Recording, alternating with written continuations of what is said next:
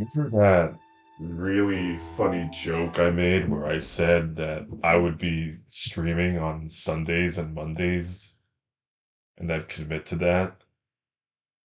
You probably don't. I'm new here, nobody knows me.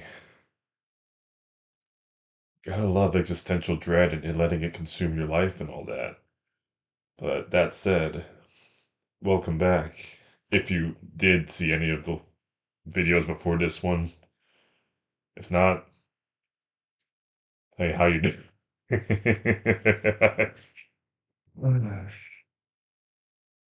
Never have, never will know how to like pin down an intro for one of these.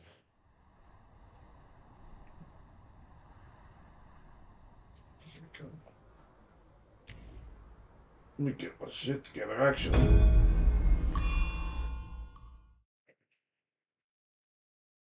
Trying to remember where I left off. I'm gonna know as soon as it actually pops up here.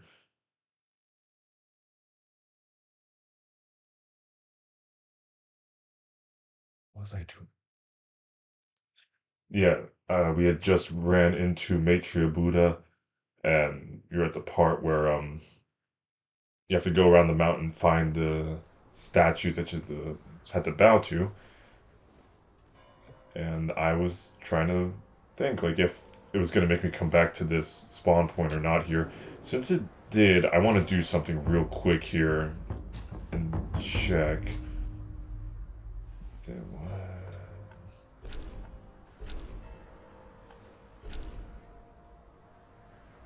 Wukong made it to Buddhahood, yes, but his gloomy mood never left him. He closed his ears to Buddha's teachings and refused any decree from the Jade Emperor. I was baffled.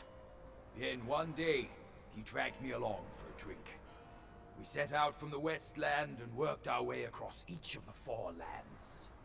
From Mount Lingshan to Mount Lojia, to Mount Sumeru, my Mount Fuling, and his Mount Huaguo. That drink did me in good. When I opened my eyes, the three realms were in total disarray. They all said Wukong died and Erlang Shen was the one who murdered him. Hogwash! Who could put an end to Wukong? He must have hidden Realistically, somewhere to who? pull a prank on me. Later, an old monkey showed up and told me to throw my support behind a destined one. He said the destined one is supposed to be the key to bringing Wukong back. You, the key! You're no match for even one strand of his hair. I'm wise enough not to believe that Wukong is truly dead. As for what that old monkey had to say, a half-truth at best. But I might as well play along. Just stick by my side and do as I say. I will get to the bottom of what he's cooking up. One way or another. Real best friend vibes is like hearing your friend died and just knowing like, nah, bro's fucking with me. Oh, what was I gonna fucking do again? Oh yeah.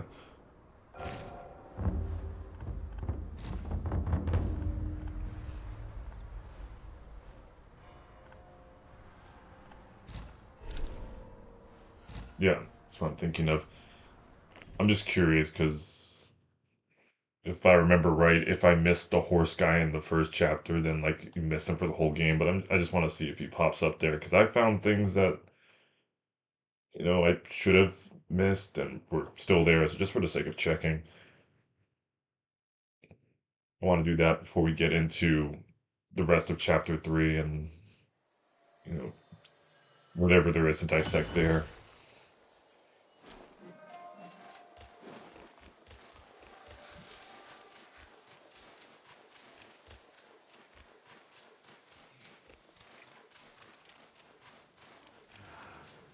What should I do? I'm caught in a tight spot.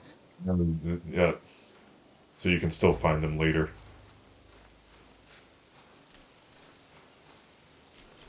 You don't look like a Yaogwai from these parts. Have you come to earn the Black Wind King's favor? Hear me. That bear is but a hollow shell. He can grant you nothing. Don't waste your time on him. You happen to know, like, it's not a concern no Lies, more. cheating death, and even the treasures. His followers are, all of them, deceived. Blackwing Gwai is a sly one. He preaches virtue with a heart full of greed. Well, I wouldn't entrust him with my plea. I don't know why you are here, but you should be vigilant. Now, I'm pressed for time. Fare thee well, then. Respect, man. I also feel bad because I missed, like, everything, like, lore related to Chapter 1. Because, A, I was just so caught up in the game, I was excited and just wanted to play. And, B, I wasn't properly caught up. I was trying to learn the story from the beginning, and didn't I completely underestimated how long the Journey to the West actually was. But I'm thinking I may just do a whole do-over, like, when I beat the game, just go through New Game Plus and then just kind of break down everything that I had missed initially. And just, for now, just try to avoid doing that again later on. I don't know why you are here. Now, I'm pressed for time. Alright. So that's one encounter down.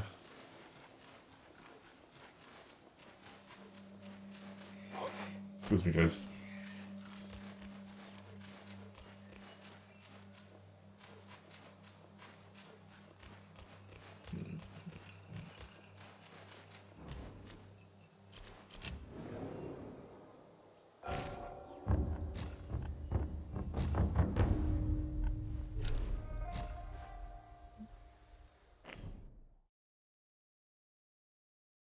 Right? He's just at the start of Chapter 2. At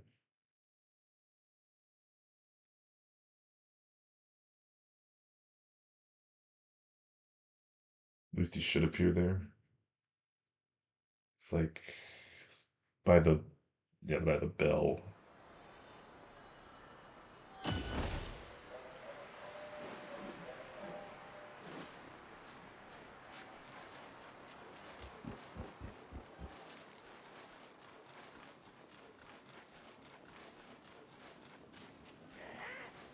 Excuse me, man.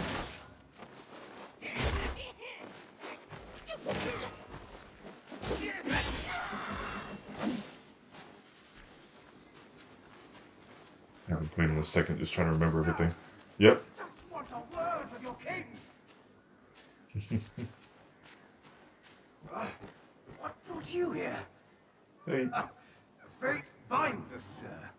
From the Blackwind Mountain to here, we meet again. Those brats. They tied me up on sight for no reason. Joking, they prepare me for their king's table. This place crawls with Yaoguai's eager for a bite. But don't worry. If they bite into me, they'll bite more than they can chew. This place is a jumble of rats and cats, all at each other's throats. And the Yellow Wind Sage keeps silent. How odd. Who would swear fealty to such a king? Let's make haste and go. Never linger at a peril such as this. Just leave. These rats are no match for me. I can make my own way out. I was gonna say, and yet you're here, but I trust you, anatomically impossible horseman. You are so surreal to look These at. rats aren't picky eaters. Flee. The quicker the better. I won't die here with my task undone. There are too many eyes around here. We'll meet again if fate wills it.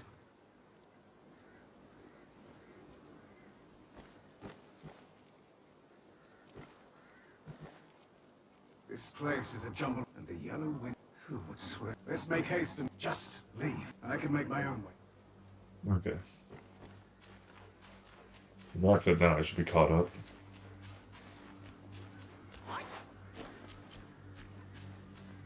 Well, since I'm in the region, I'm curious now.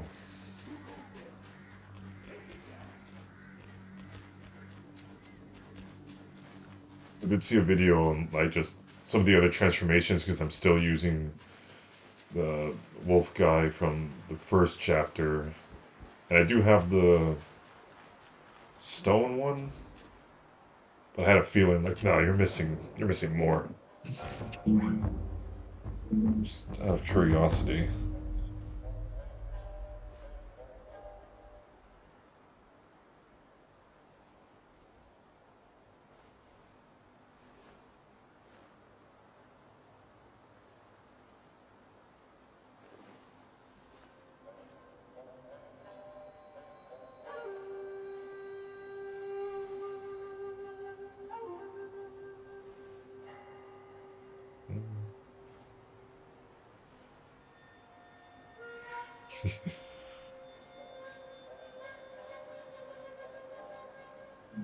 We got a guide for place called transformations.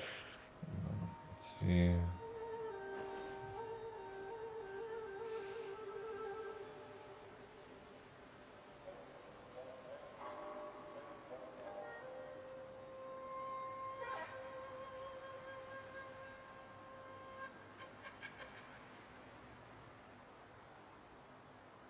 Oh, okay, this is tied to chapter 3.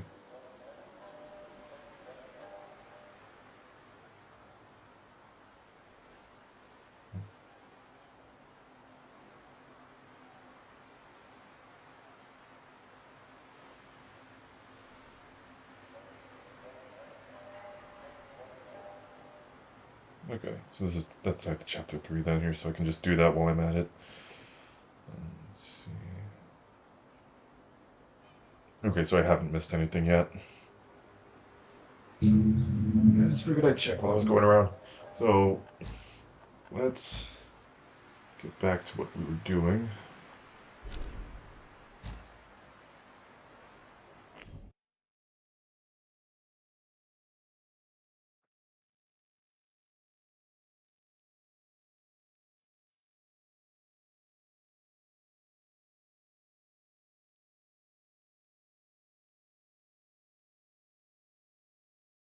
Yeah, I'm easily distracted. I have the attention span of a goddamn prairie dog. Okay, there we go. Now, after wasting 13 minutes of your time, we can get back to the action. Ignore me. I'm a mess. Okay. So if we were supposed to go that way to progress, I just want to see what's around here. I would have missed this, like the absolute numpty I am. Stupid pills.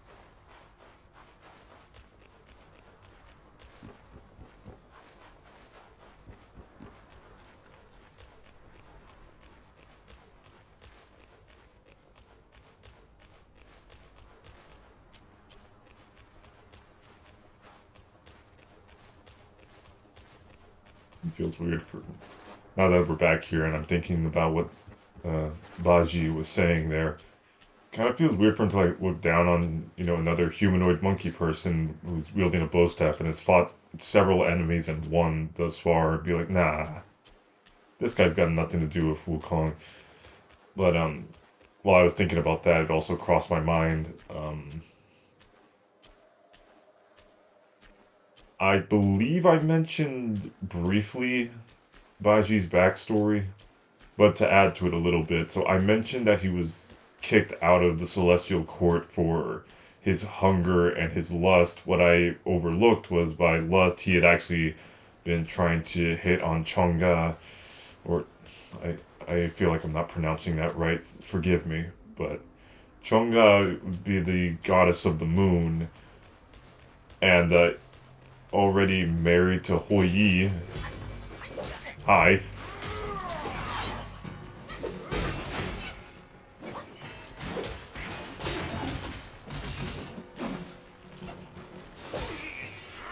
You try to be educational and you get jumped in these streets. Hou Yi is not the god of the sun. That'd be incorrect. He is. Oh, okay. So there's another one of these. If you want to not fight me, then that'd be great.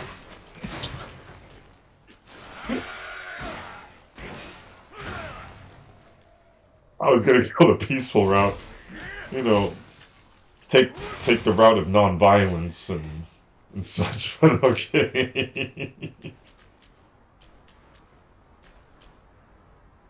But like I was saying, she's already married or betrothed to Hoi, and obviously don't be hitting on people who are already in committed relationships. So that's why he was turned into like a pig-like creature and sent down to Earth to atone for what he did. Wukong was here now, he would have already swung his staff at me.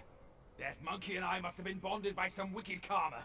I must owe him a debt, otherwise he wouldn't haunt me even in death. Throughout our journey, he took every chance to poke fun at me. As long as I played the fool, he didn't care if I was still breathing. When it comes to benevolence, he can't compare to me. When he couldn't defeat the Red Boy, the anger nearly cost him his life. It was me and my healing touch that saved him. Well, you do kind of resemble him looks-wise, but you'd better not take after his temper. The Journeyer, the Destined One. Those are just words they use for you. Don't let them fool you. Wukong did, you know. He believed Buddhahood is a future of bliss.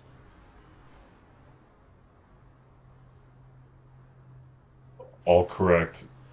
I appreciate that Baji's like doing half the job of this playthrough for me and just like actually retelling the Ah, events I of the get journey. it now. For Buddhas, that boy said. Huh? There must be 4 Buddhas to worship. Loony monk. Can't reason with him. I have a feeling that there's only 3 and the 4th is going to be just going back to him.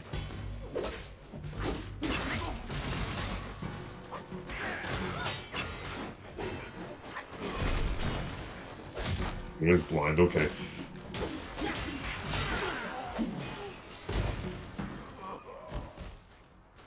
But yeah, so when Baji was banished, then it was Guan Yin who came to him and said, you know, await the Tang monk and his disciple, join him as one of them, and you know you will walk the path to redemption. So, seeing as obviously the journey did end and they were successful, I'm wondering why Baji still is a pig and if that's going to come up later. Just go through the motions, boy. Who knows if it's true or not? That little monk was speaking riddles.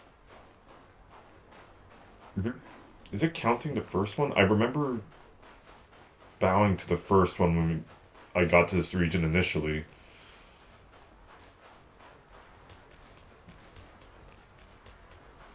I want to make sure it doesn't jip me here. Give me.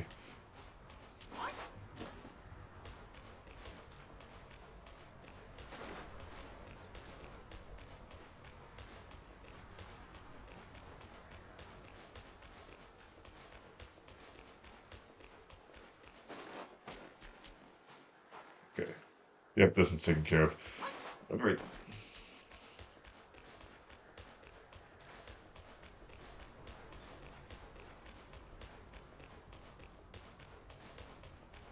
Oh, hey. Thanks for following, Jessica. That jump scares me every time. I'm so sorry. That threw me off.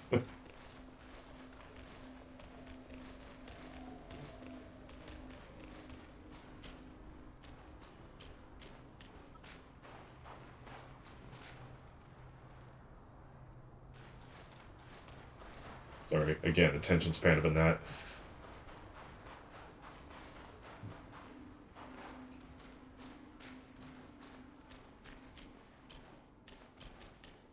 You ain't nothing.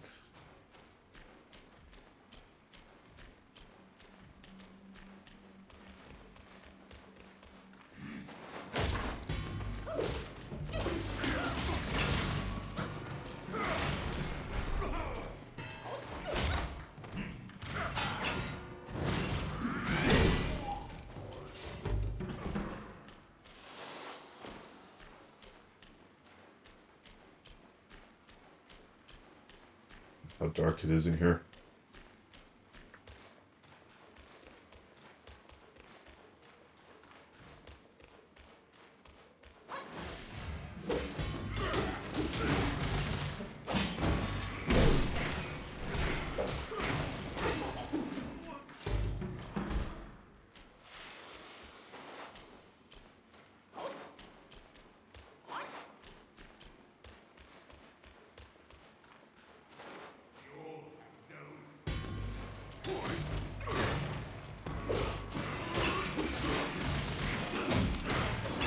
Shit. The second step also very competent.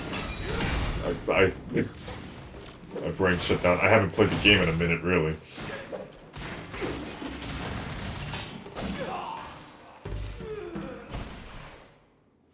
Back when we journeyed to the New West, our master took it from Mount Lingshan. He visited and kneeled to every figure until Yellowbrow captured him. I'm not my master.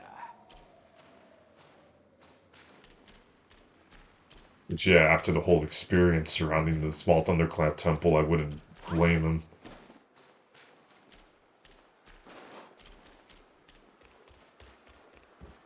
I think I've retold the story a couple times already, just as I've been through this area, about how much of an issue Yellowbrow was, so I'll spare you this time. With that said, the more I thought about it, this kind of just felt like this is Wukong's greatest hits to game. All of his buddies are back to have a good time, I guess. Not really. Chubby one, we've done the rites. Where's the path? The path? Isn't it always there? In the doubt, yeah. Don't you trick me, you bald, pot-bellied brat. All I'm seeing are mountains, no path at all. He sees wisely with faith. You are daft without it. Cut your nonsense. You must be that trickster himself, fooling us all along. Take my rake.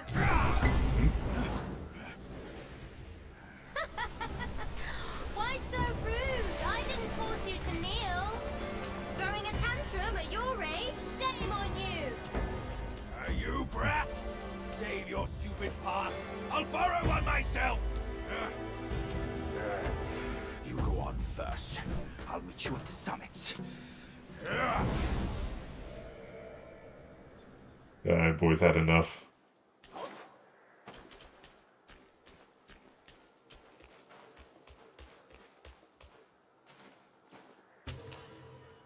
Imagine acting with impiety in a world where you know gods exist, where you've hung out with them.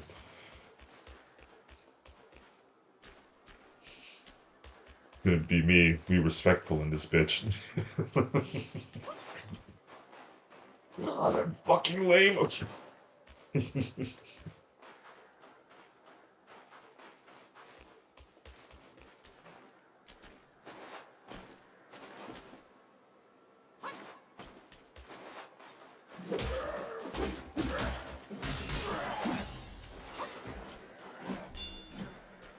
I already grabbed this, right? Yep. Yep, still open.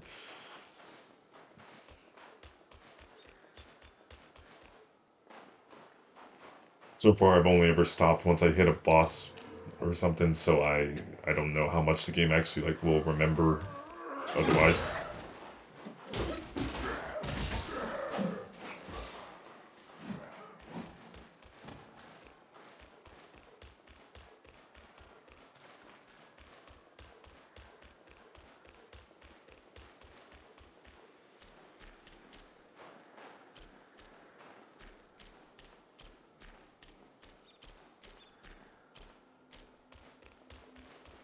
Check every little corner, apparently.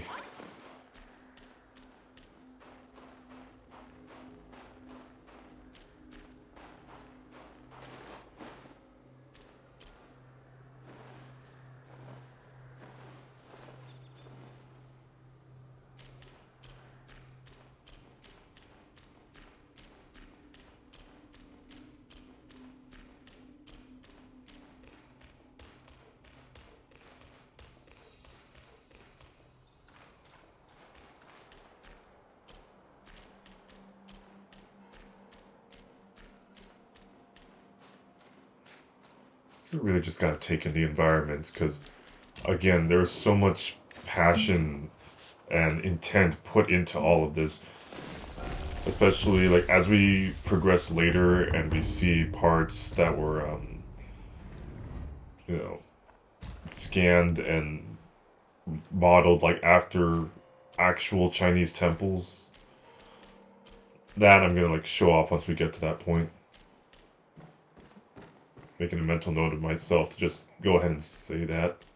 Let's say do that.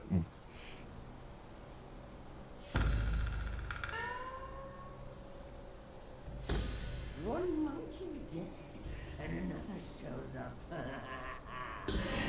The face of the destined one. It will fit me just as well.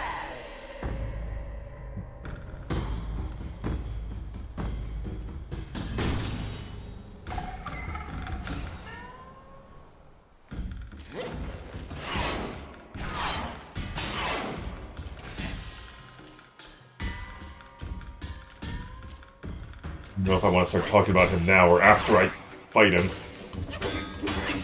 We'll see how it feels trying to take him on.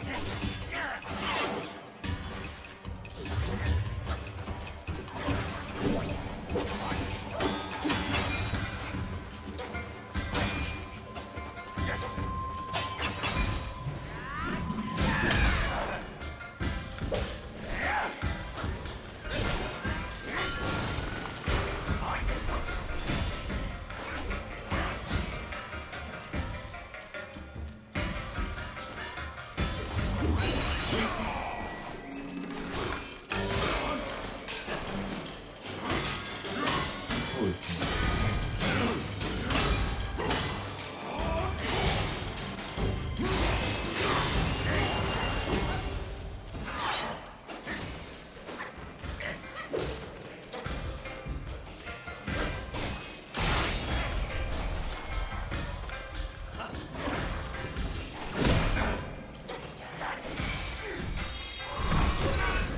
yeah. To lead the stage. Oh, okay, since he killed me. So, non-white or in the Chinese translation, Bai, which would literally also translate to no white or not. You get the point. I do not believe he exists in actual Chinese folklore. I could be wrong. But as I understand it, so he and a couple of the other enemies we'll be facing later are basically Yellowbrow or Huang Mei's inverse version of Tang Zhen and his disciples. So basically, since, you know, Wukong and friends clapped Yellowbrow in his infinite pettiness, he basically created his inverse version of the gang along with the temple when he rebuilt it in the game here. So, all of them, I'm not sure like who they're supposed to be opposites of. Like, all of their names start with Boo, so no.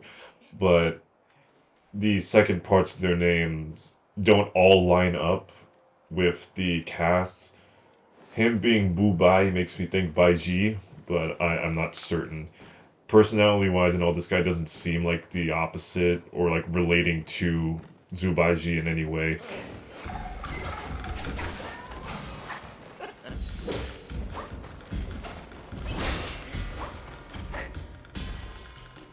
This guy won't let me fucking immobilize him.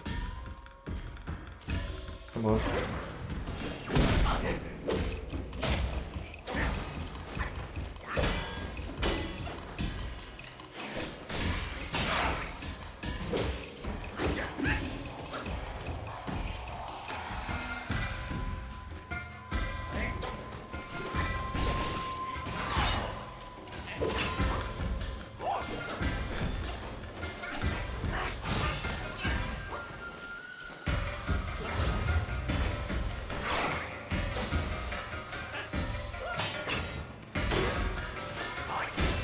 You can still block that.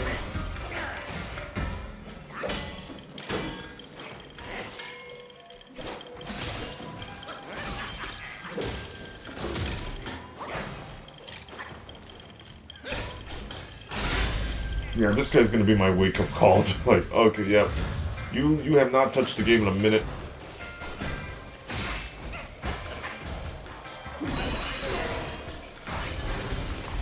It knocked me out of it. Like a jester. You would know. Another thing I noticed, so like what he mentioned there about wearing my face and him having the white face paint there. So I remember hearing that so this guy lore wise was part of a traveling performance group and that was something that traditionally like Chinese actors like the clown in the group or the jester what have you would wear a white face paint to like signify their role and just be like, you know, I guess traditionally, I suppose, no matter what part of the world you go to, clowns white face, you know. But I'll read his bio after I beat his ass.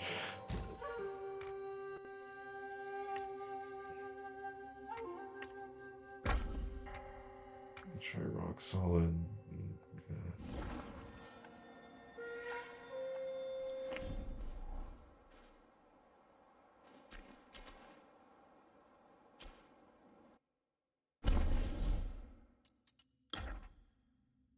A new one? Oh yeah, I have him.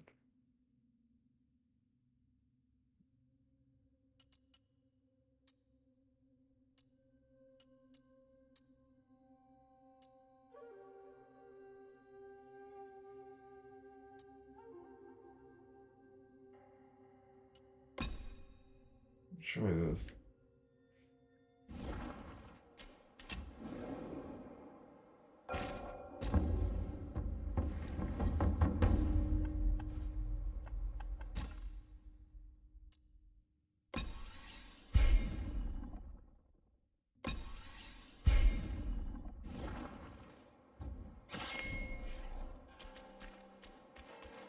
Let's get a little bit of that poison damage in there.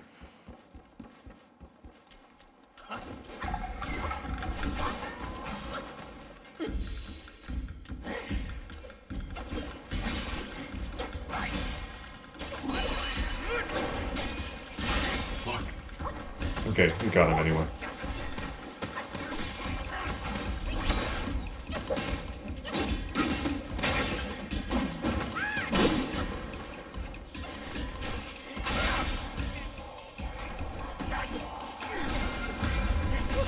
Oh, Jesus Christ. To lead the stage.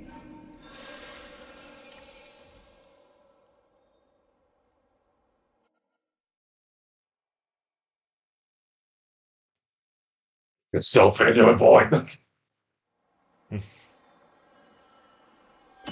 You were good at this game once. You used to know what you were doing before you disappeared for 2 weeks. Here. Normally I would start off with this, but I'll get him out of the way.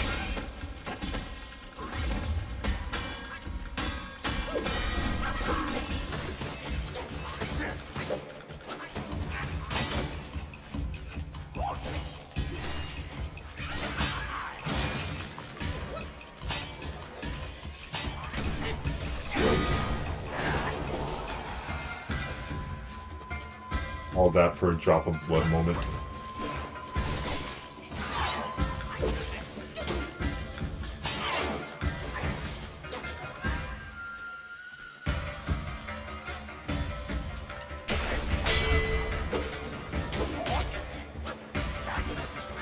And you can just come right out of it.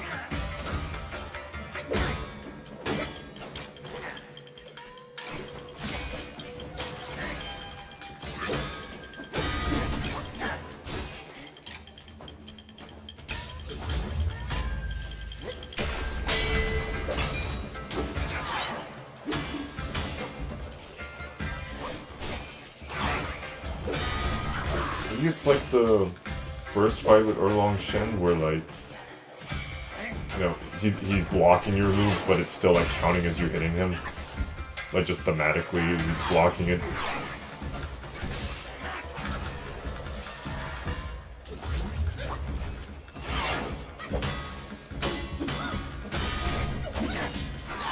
because like eventually he drops his guard, I guess.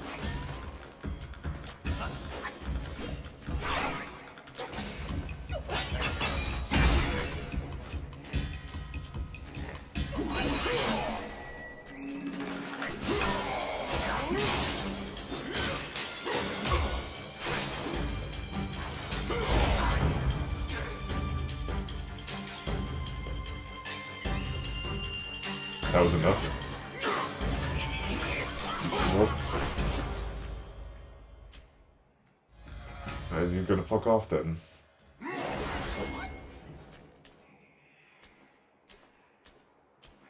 Oh, we'll have to deal with him later then.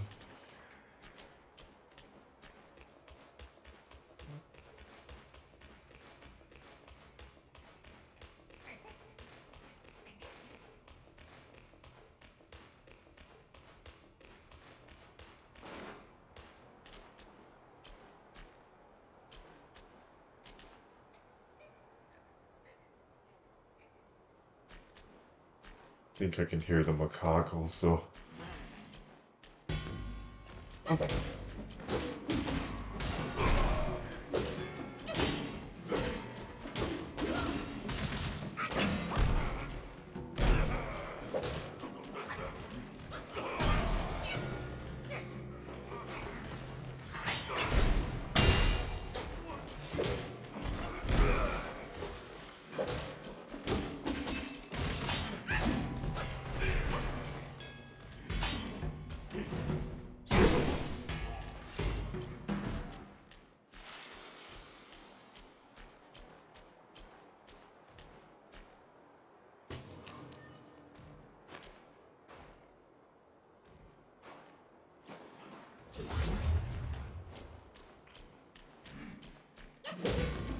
Make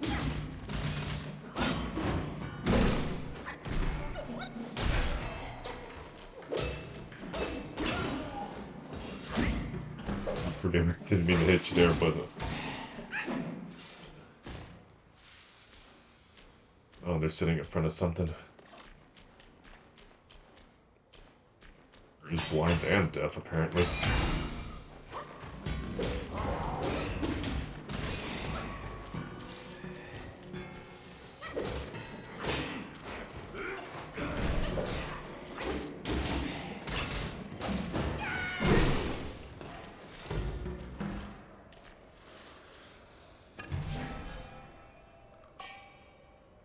Tria's orb. Okay, that's gotta be something important.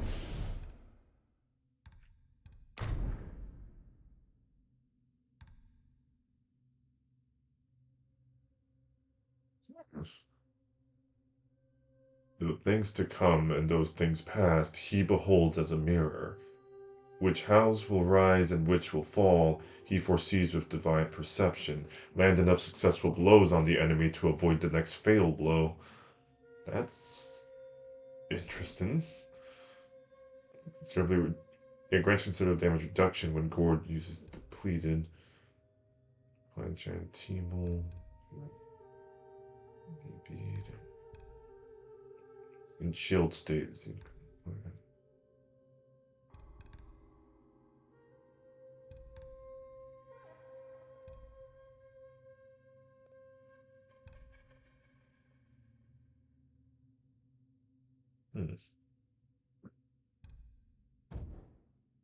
Leave it as is for now. These sound like really good, like, boss fight items.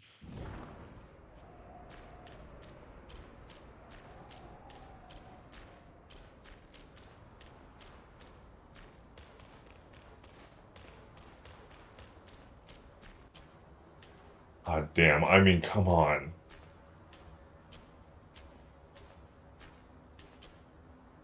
Is that the lake we were at the beginning of the chapter? Like, I cannot emphasize enough just how stunning the game is. I'm sure enough praises have been sung by now, but like, my god, I want to be here.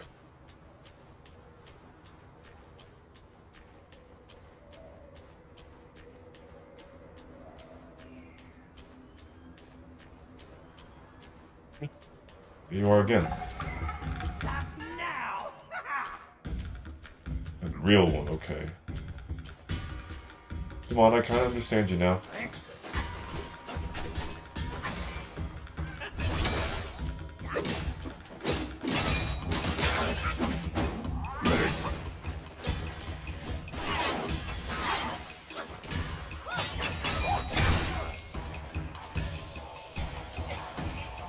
Okay, you got poison?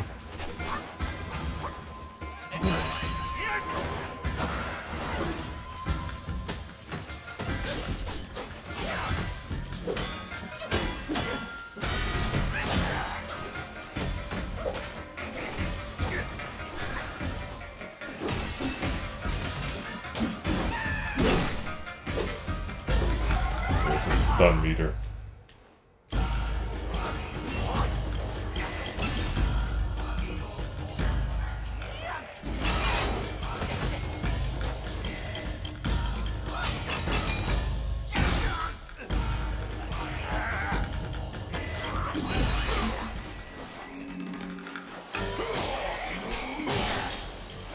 Music was going pretty hard there.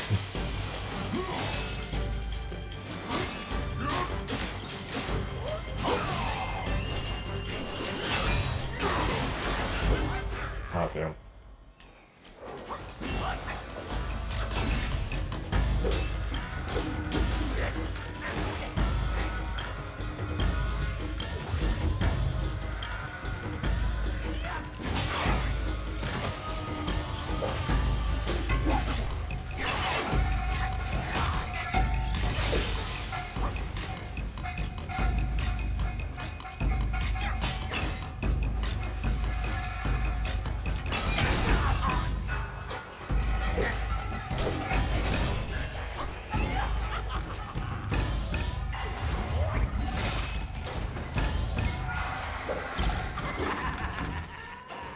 Throw switch!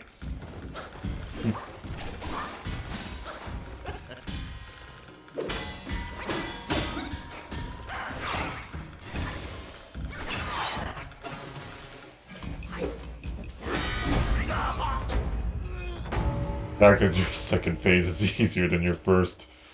The fuck out of here.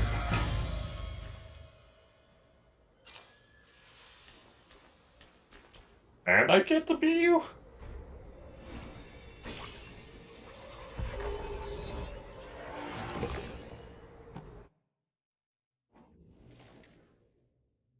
Jester's face with powder white, a cunning form both sly and slight, boldly plays the leading role, yet remains an actor, lost in the whole.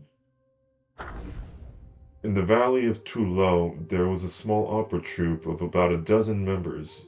Watching their performances was considered the most luxurious entertainment within miles. Among the troupe was an actor who specialized in playing the jester. He always painted his face white, and the villagers would snicker whenever they saw him. The jester became deeply frustrated. Since childhood, he had dreamed of playing a heroic role on stage. To join the troupe, he had worked as an unpaid servant for the troupe leader for a year. He trained tirelessly, regardless of the weather or his health. Yet he ended up being a subject of ridicule. The jester suggested a role switch. However, everyone said he lacked the righteous aura needed for such a heroic role. Disbelieving their words, the jester took on the role of the hero without notifying the cast during the performance, and beat up the hero on stage. The audience was furious and destroyed the stage and left without paying. The jester was condemned by the troupe, while the beaten hero was comforted. In a fit of rage, the troupe leader expelled the jester from the group. Despite much reflection, the jester couldn't understand why he suffered such reprimand. Eventually, he concluded that it was his appearance that was the problem. Thus, with two poisoned daggers, he waited in an alley and killed the hero actor. He peeled the man's face and wore it, hoping to take over his life.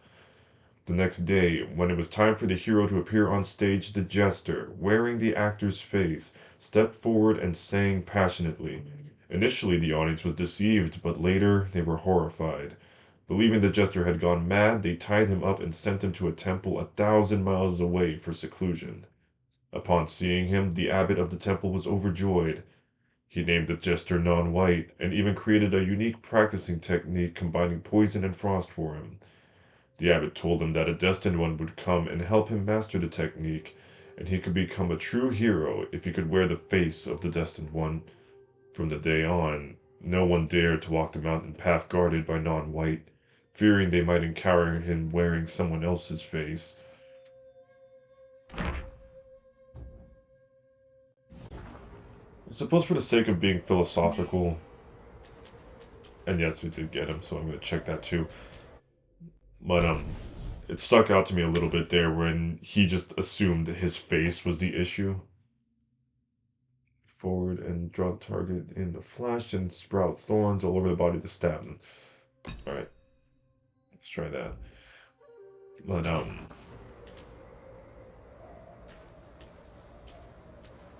I know a great number of people who blame their appearance on shortcomings.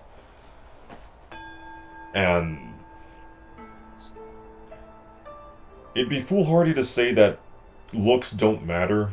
I definitely take like a lot of care into how I look for these streams, going to work, for doing anything that involves me being around people, of course.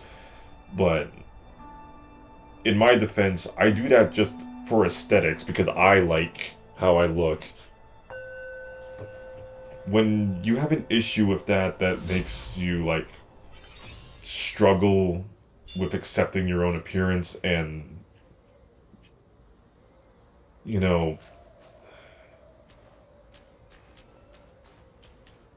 makes you like see it as a detriment to your being.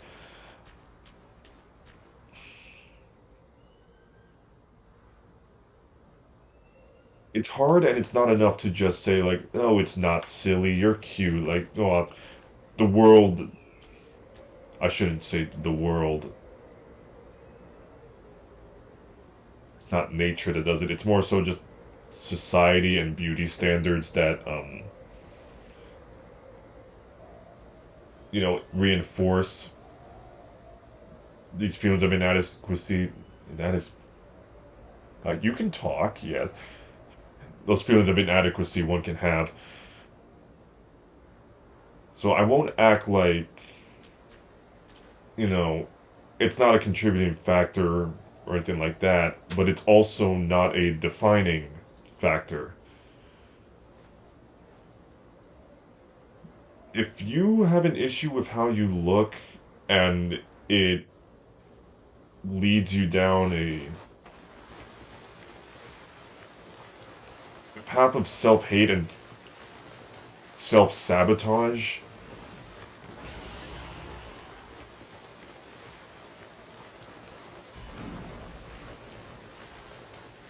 what I'd have to say is this. If you don't like how you look and all that, then it is in your power to change yourself. I had to do a lot from like thinking about the way I eat, even though I haven't made like huge strides in that, but it's one thing. Going to the gym more, which is something I've been trying to do more consistently to like work on my body. That's where like my insecurity lies more than my face. And just with my face, one thing I did is like styling my hair, better management of my facial hair. I just kind of let it grow like all patchy at first, but I take better care of that.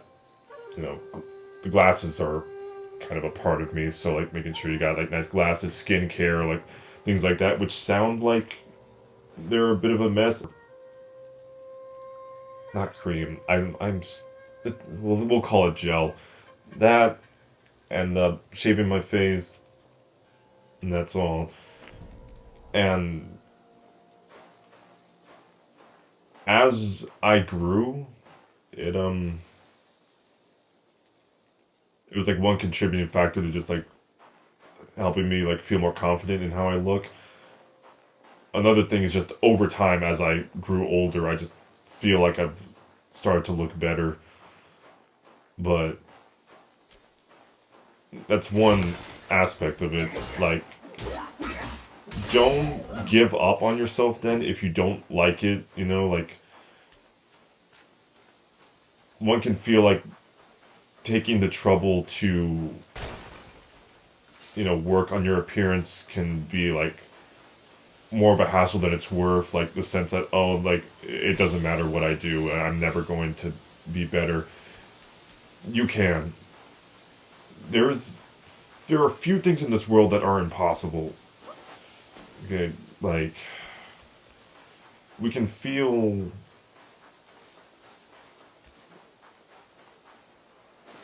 like we're going up against nigh impossible odds, but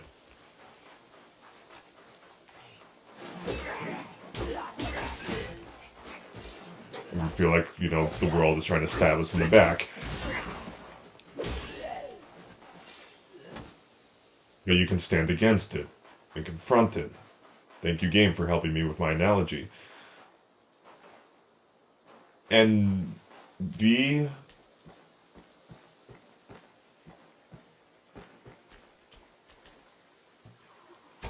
people, good people who are worth your time, and there are more of them than we sometimes like to believe. But people who genuinely care, and by extension people who are worth your time, care more about the person you present to them than the person they see. Because I'm not saying I'm not a cutie patootie, but what wins people over, in my case, has almost universally been just they end up like talking to me, or they enjoy, me being kind towards them. I try to, be nice and provide, I guess, something of an enriching experience to people that I meet if I can make sure they leave feeling better than how they came when speaking to me. I consider that a good interaction.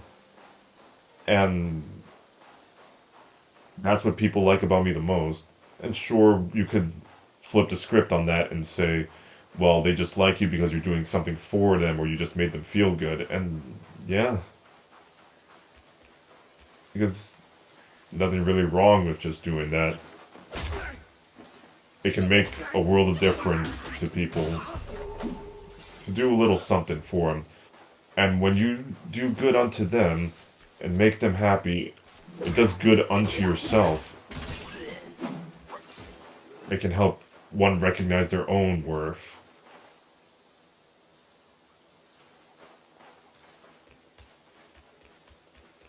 We could practically spend the rest of the video going off about it. And I don't mind.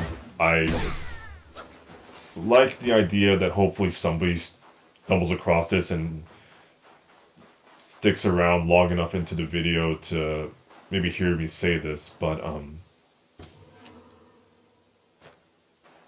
in hopes that it does help somebody to hear this.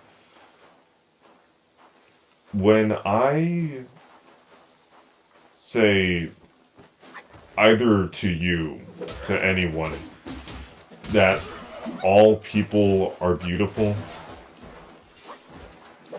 it's easy to want to shoot that down with, oh, no, I'm scarred or deformed or one thing or the other, Lord knows, or I'm this or I'm that.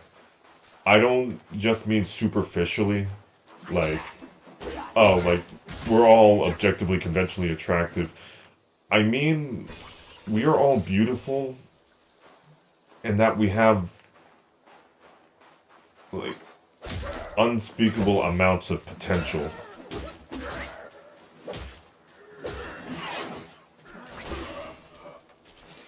As much as the world would like to shoot down the notion, you truly can be whatever you want, or do whatever you want. This, for example, the entire streaming thing in general, my hope is that this takes off at some point, that I do the right things and manage to make it big, I'm not thinking I'm going to be the next Kai Cenat or PewDiePie or insert streamer here that people like, but just enough to set myself up in doing something that I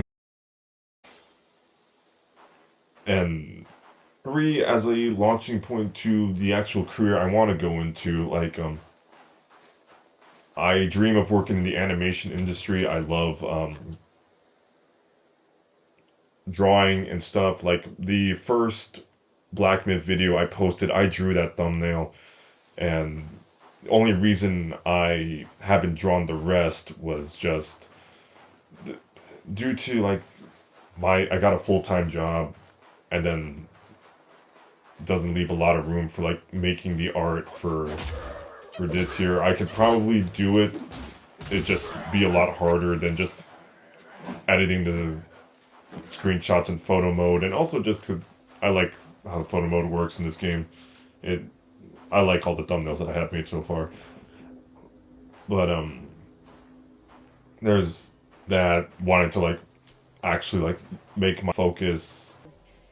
Only to find he had become a monk in the new Thunderclap Temple.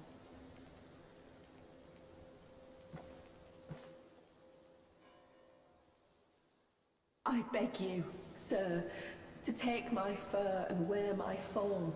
Confront him and calm my sorrowful heart.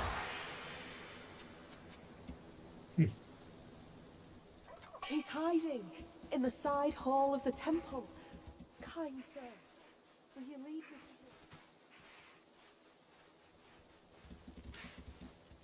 to him? Yeah, I remember hearing about this part also, where you get to be the fox. But we'll get into who or what she is.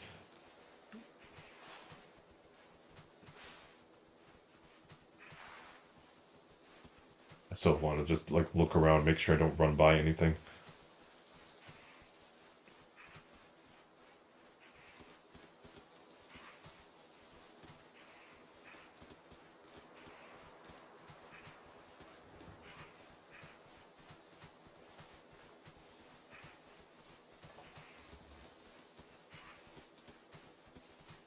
I guess he just wants me to go straight to him. But to what I was saying, what the fuck? Okay.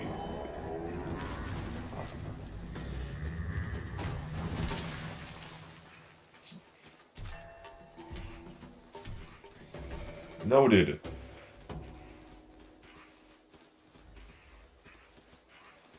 Forgive me for abandoning my train of thought there. I didn't realize she was going to speak to me once I,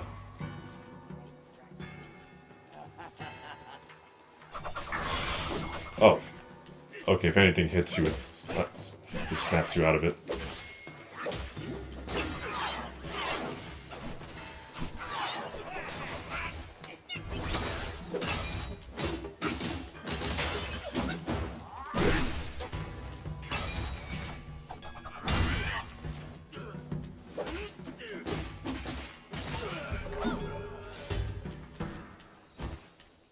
I can save here. But like I was saying, I have a tendency to ramble, so I'm making the point longer than it needed to be. But I suppose the dream here is that while keeping my actual job, also somehow get this going, like have the YouTube Twitch thing like actually become a thing, and then from there actually like have a job just streaming and stuff, do something that like actually enjoyable for me and feels more comfortable and like creatively in stimulating than what I actually do, and use that as a launching point into animation pretty much. I've got like ideas for like TV shows that I've wanted to make since I was a child, and like I'm dead set on actually going through with it, which, as some of you are likely aware, may seem foolhardy because, well, we are entering an age where AI art is starting to take over like people's jobs, as animation studios are just hopping at the chance to not pay people for their hard work, like wow. And on top of that, as I also want to go into voice acting, and people told me stream so you can do something where you're talking. Obviously, we've got AI voiceovers like taking over, which again, another point of concern that the animation guild has been, striking and trying to make deals around ever since like it started falling into these studios' hands. So it seems incredibly stupid for me to say I want to take the chance in going into a crumbling field and make this dream come true, because A, do I have the chops to like even get in there to begin with, and then B, make my way up to have them say, hey, that TV show you want to make, like, let's go ahead and do it. And then 3, even if I were to make it all the way there, what's to say I don't get my show canceled a season or 2 in because the execs decided they didn't want to really fund it or like increase the budget anymore. That's a thing that like you may notice with Netflix, where shows tend to last for like 2 seasons before they axe it, because at that point they just don't want to give more funding to the people behind it. So like they got their profit out of it, you're done, get out.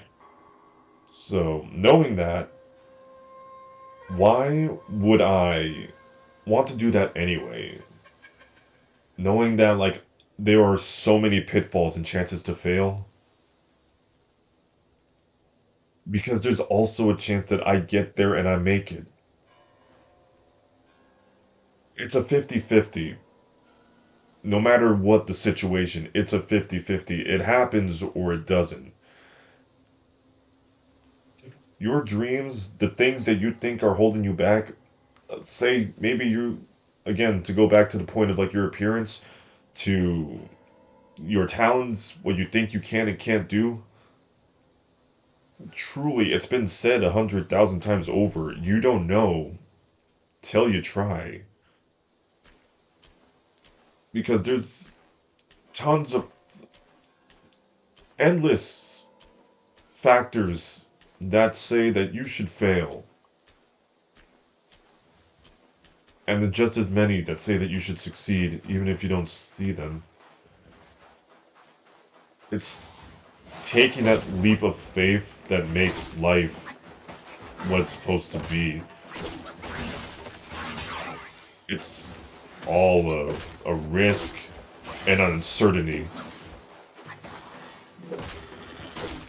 And overcoming that uncertainty and still, like, managing to come out the other side, it's a feeling you cannot put into words, and is worth pursuing regardless of like how you feel. It's like Souls-likes, let's say. I used to hate these games because I felt like they were just incredibly hard and punishing for no reason. In hindsight, playing through this game, every time I encounter an enemy that beats my ass over and over and then I finally manage to overcome them, it's just, you've probably seen it, it's an ecstasy like nothing else. This guy, I should talk about him after I'm done preaching. But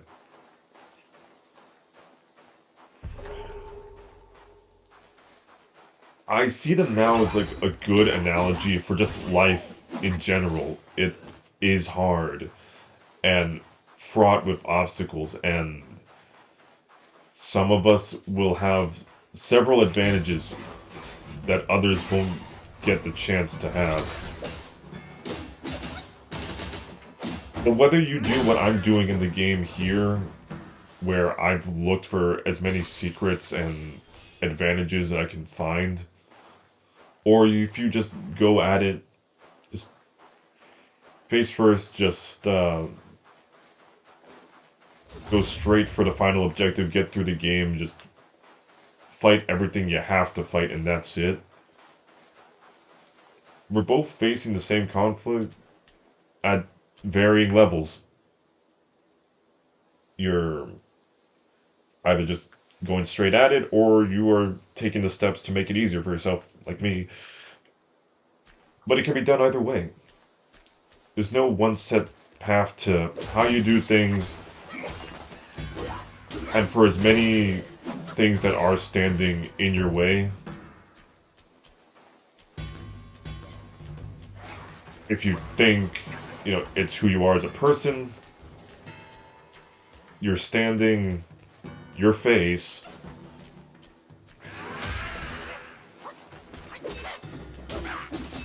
it's, and fighting while talking is not something I'm really good at.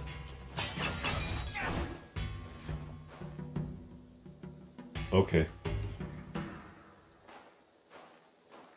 Alright then.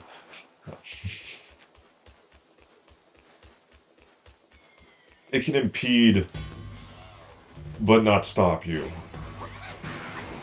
And what, maybe one weakness, or one thing that is giving you a hard time, like something you have to deal with, if you would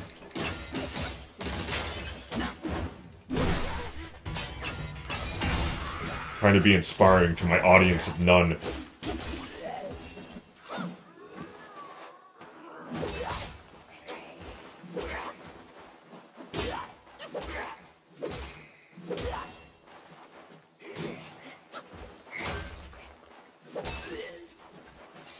Fuck's sake.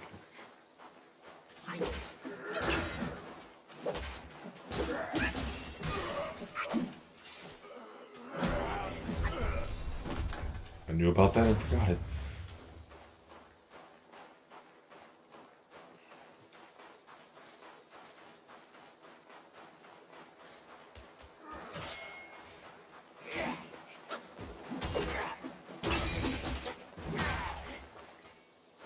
There's very little about yourself that you cannot change for the better if you don't aim to get it out of your way in terms of being an obstacle, or find some way around.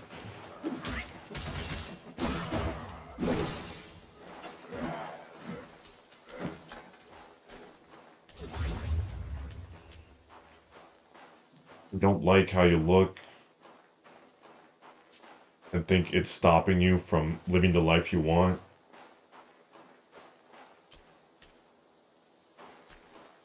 I should say, before you just hop on finding something to change how you look, you can come to terms with it first. Because however ugly you may think you are, I'm willing to argue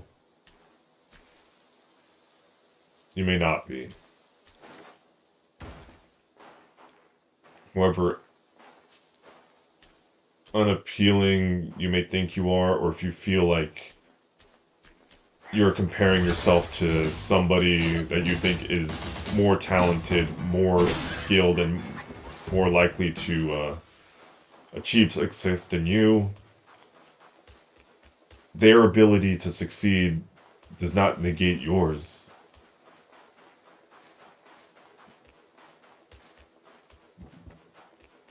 You are more than likely fine on your own as long as you attend to yourself and treat yourself with mercy.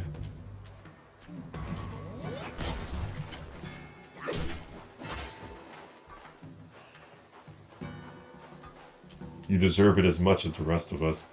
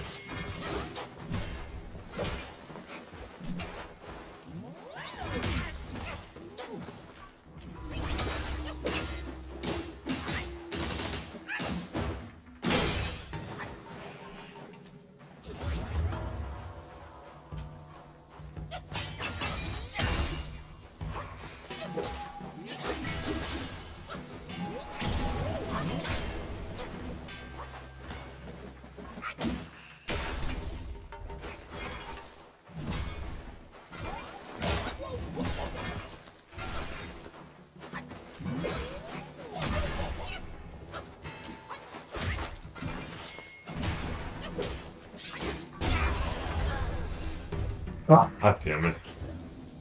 Also, forgive me for going quiet there. I'm no trained motivational speaker, but I am a sucker for like taking the opportunity to like say something that I hope makes somebody feel better.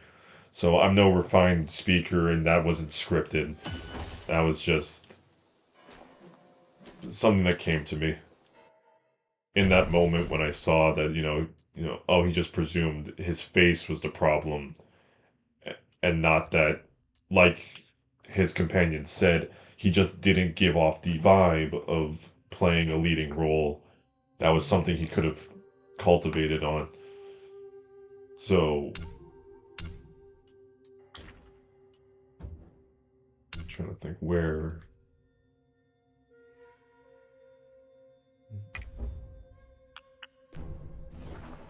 So you just have to go into the inventory to use it. But that was something he could have worked upon. Like, oh, let me see what would it take for me to seem more like a lead heroic role, you know? Is it perhaps the way I perform, how I carry myself? Could I use different lines, different makeup, or something? But assuming that the problem was, well, we already have the lead and he looks like this, then the rational solution is that I should cut off his face and use it for myself. Because if I look like him, then I'll get what I want. Then I'll be happy.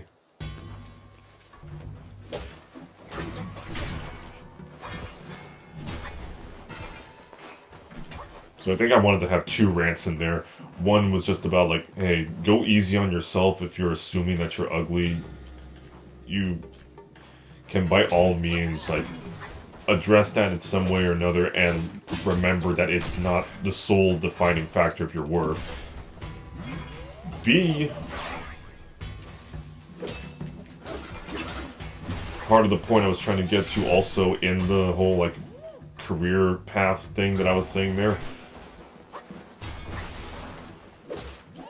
We'll compare ourselves to others who are in fields that we want to be in and like use it as a means to like look down on ourselves. Common thing happens to everyone.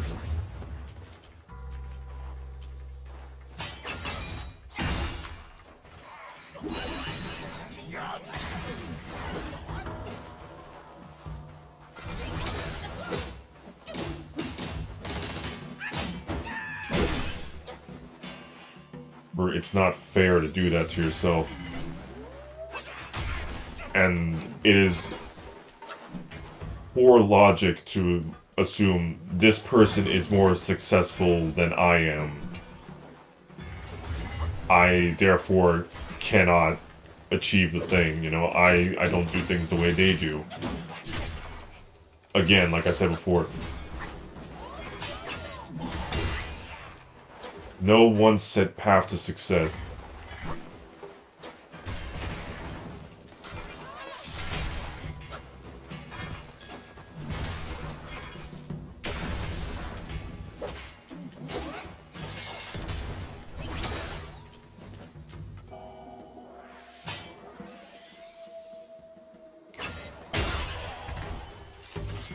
You can just find a different way around it.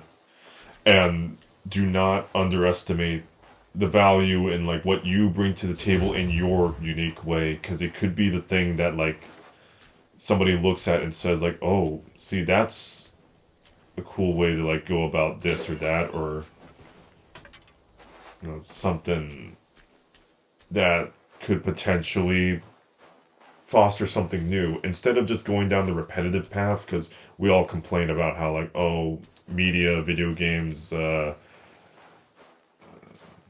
comic books, I'm thinking purely in like creative fields here, but how those get repetitive, how the tropes become very recognizable, and we wish that, you know, someone would go and bring something a little different.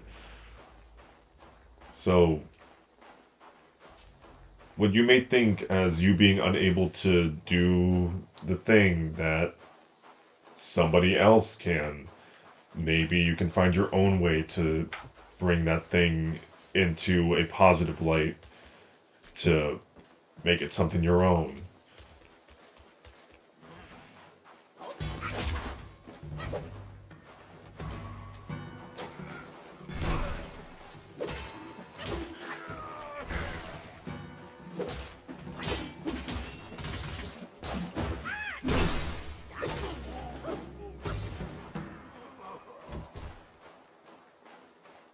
I hope it just that means something to somebody out there, I guess. I like I said, I didn't plan that. I just kind of came to me in the moment and I just figured it mattered enough to say. But if we're to take non-white story there and use that to like learn anything from it, don't beat yourself up because of your face. We aren't meant to be attracted to ourselves anyway. That's why narcissism is listed as a mental disorder. And B, don't be discouraged by the success of others. It should be an example that you can get to that point yourself. What the fuck was that? Okay. Okay. I'm gonna need you and your ambush buddy to calm it for a second. Please. I beg you.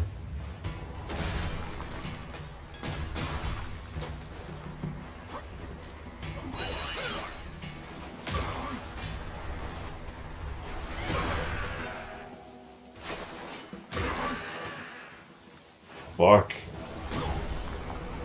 What the fuck? They just keep stunning me before I can do anything.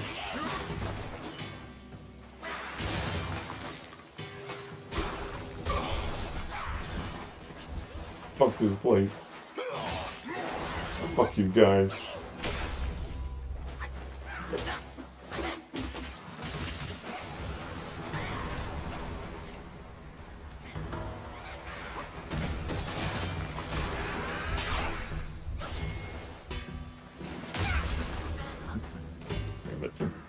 That was me with frost resistance on high there. I think I have a lot of bane resistance already built up in the skill tree. Just come to think of it, I should go and use that.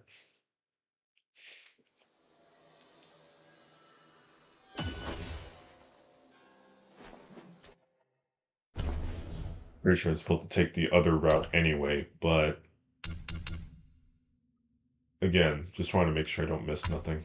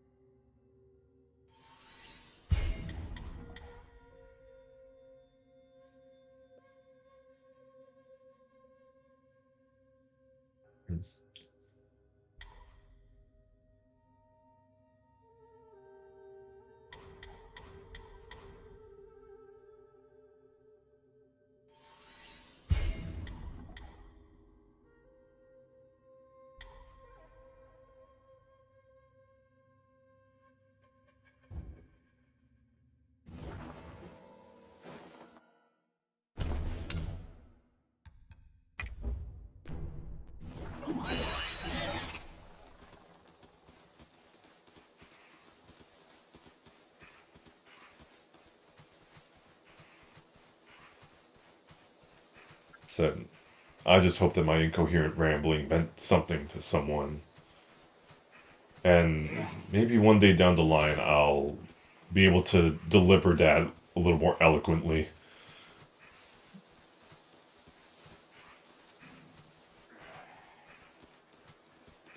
But yeah, don't give up on yourself.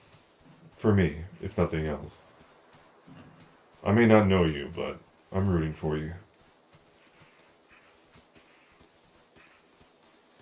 As much as I can, rooting for everybody who wants to do better for themselves.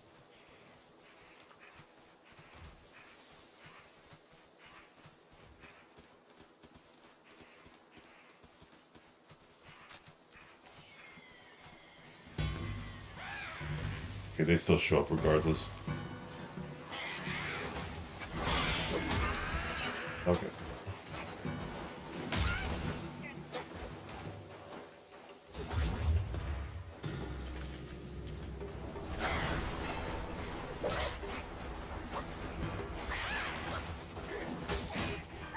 Who the... You fucked me up.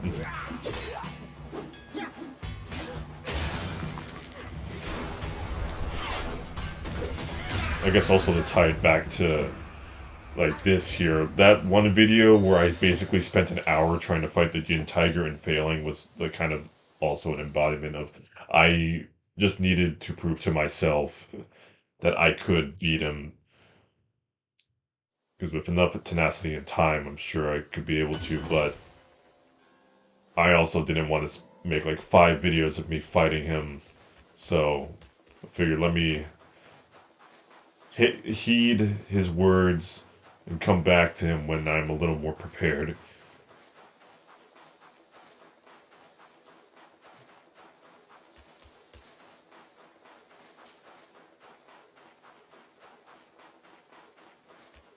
Definitely before I finish chapter 3, I'm fighting that guy. Before I finish chapter 3. It's 12:30. My brain is not braining.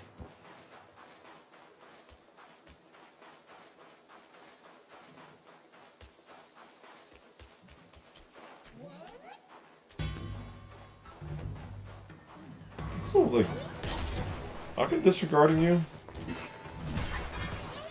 but I don't know why he has Max and Ruby from Hell just chilling here.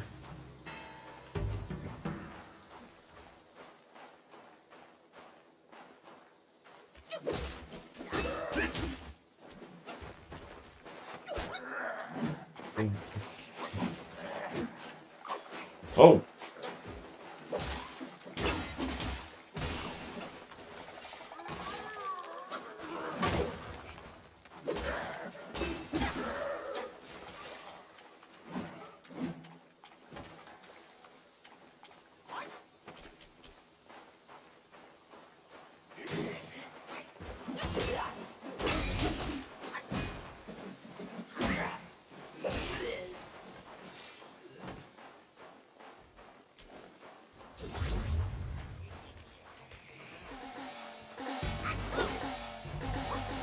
Who are you? Little monkey? I am still your king to some extent. Yeah, circus monkey. Wait a minute. Years ago, after Mount Wago was destroyed, the macaque chief led his followers away, seeking a new place to practice. They trekked the flaming mountains, hoping to settle there. However, a plague soon broke out among the monkeys. Macaque chief ordered the sick monkeys to be thrown into a deep valley. This action instilled fear among the monkeys, causing them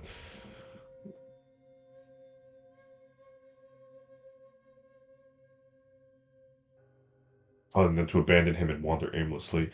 Traveled through mortal cities, disguising themselves as circus monkeys to earn a living. However, with each performance, the audience would disperse, leaving them meager earnings and empty bellies. People are going around them.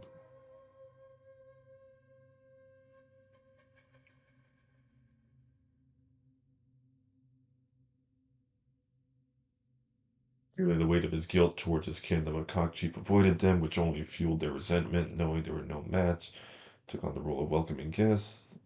They would summon other guys patrolling the area. Okay.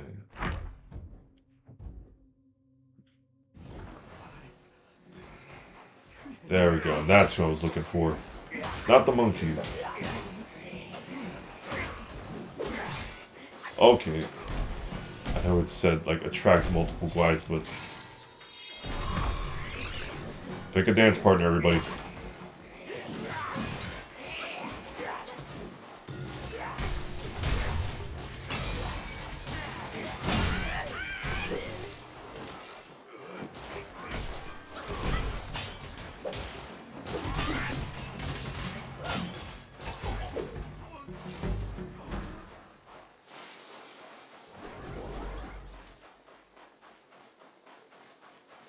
There's the Hat Man again.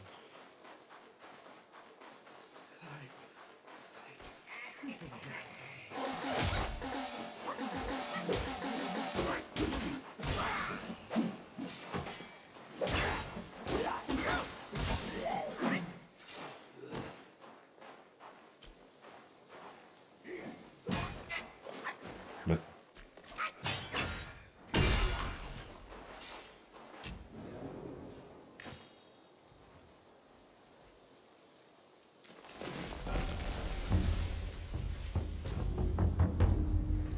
yeah.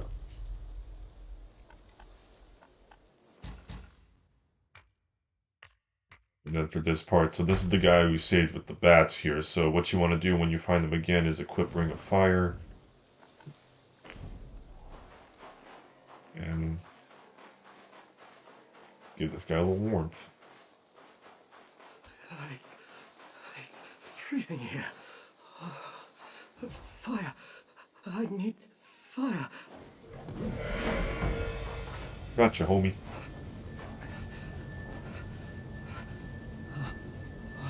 Fire.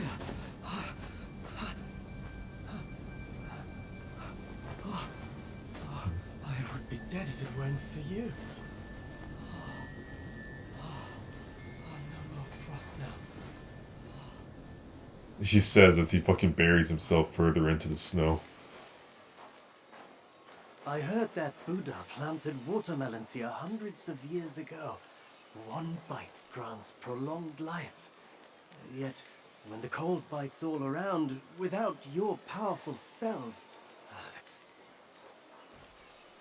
Someone once saw a chubby boy jump from the cliff with a watermelon in his arms. He rushed to the edge of the cliff but saw no movement down there. Seemed like certain death. But suddenly, he heard the boy laughing from beneath, on and on. Bewildered, he fled from the cliff. This story may offer a clue for my treasure hunt. Maybe the watermelons were planted under the cliff. Don't let me keep you, sir. I will leave by myself when I feel warm enough. Maybe the water... Don't let me keep you, sir. I will leave by my... Okay. That's why I turned back earlier. Partially because I was just, yapping for yap's sake, but also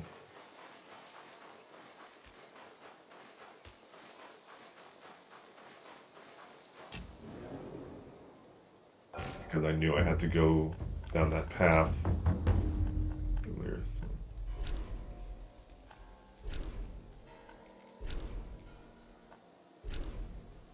Okay, so this is where I'm at now. It was here. I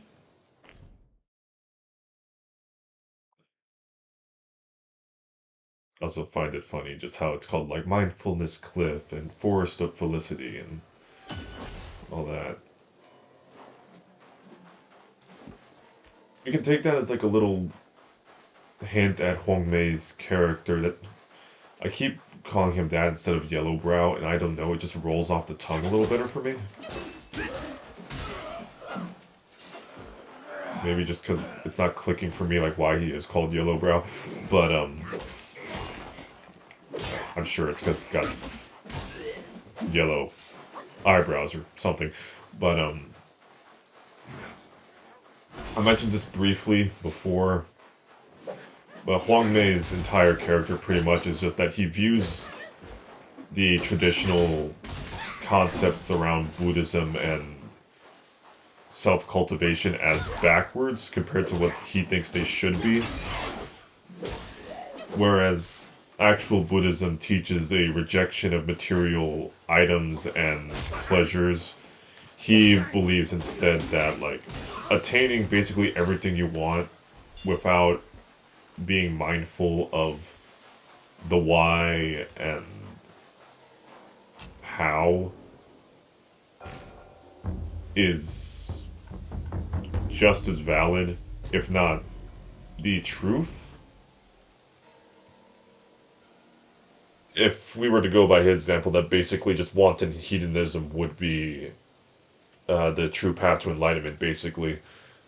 Hence, Brook of Bliss, Forest of Felicity, that stuff. You hear it also when Kang Jin Long was talking with Baji about the ecstasy of the New West, or like just remove your inhibitions or something, which concerns me hearing her say that, because it kind of implies that Huang Mei like brainwashed her and just made her go against her own principles for the sake of proving his point. It's something that he does often, like in Journey to the West, and what we'll see later on when we get to the cutscene this for this chapter. But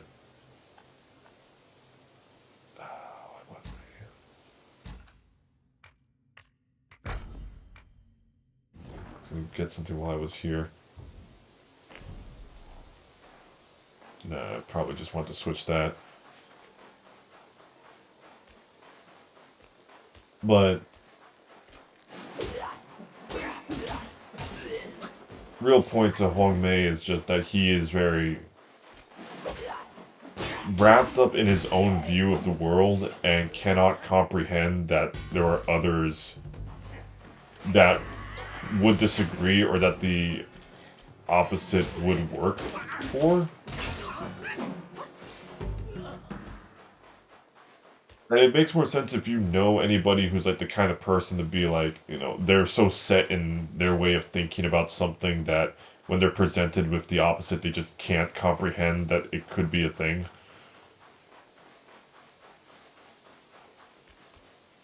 Oh no. Well, I mean, that's where I want to go, so. Yeah, no, I'm right.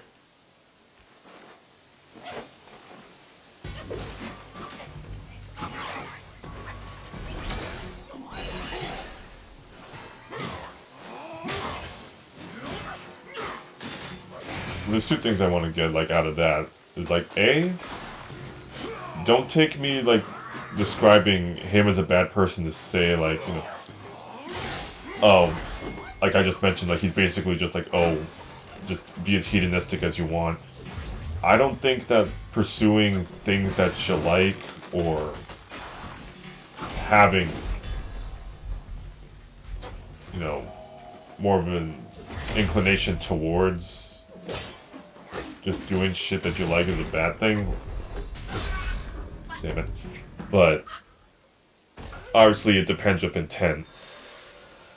So in Huang Mei's case, it's purely selfishness and trying to justify it as his path to enlightenment and all that. And in the case of others, it can be like, well, you're just trying to get the most out of life and things like that, which I think is fair, because, you get one shot at this earth unless reincarnation is true and I'm dumb. But when you're presented with the chance for a new experience, then yeah, take it. As long as, you're not hurting others or hurting yourself, then yeah. The other thing. This way of living works for Huang Mei, where, like, yeah, just, he does shit for himself, and it makes him happy and fulfills his life.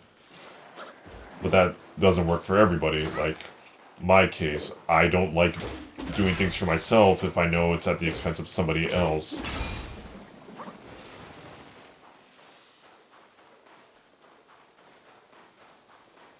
When it comes to that, I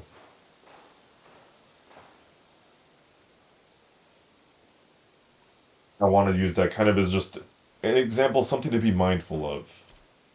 Something that may work for you isn't a universal solution. It's something I meditate on sometimes because I've heard the term so toxic, it burnt my tongue. Toxic positivity thrown around, where, sometimes somebody can come in with good intentions and trying to like be positive and uplifting for somebody, but end up doing more damage than they intended. And my only advice for that is if there's something that like a sense of mind or a perspective that like is good for you, consider if it'll help that other person in the situation. And if they're showing signs that like, this is genuinely just something that doesn't help them retract, just like your life is yours to lead. So I feel like as I'm saying this, it's hitting me also that whole thing I just said about like, don't be harsh on yourself. Because I've learned to do that. But I should also throw a disclaimer in there that,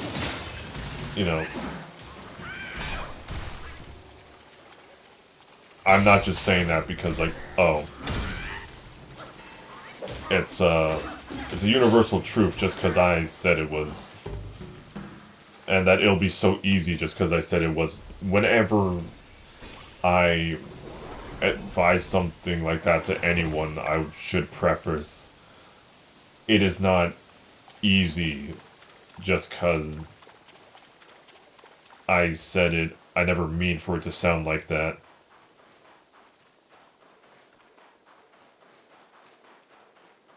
It's just something I hope contributes and helps somebody, but also don't feel like I'm telling you how to live your life or that I have the right answer to what you're facing. So if you're struggling with it and what I'm suggesting doesn't mean much, then again, don't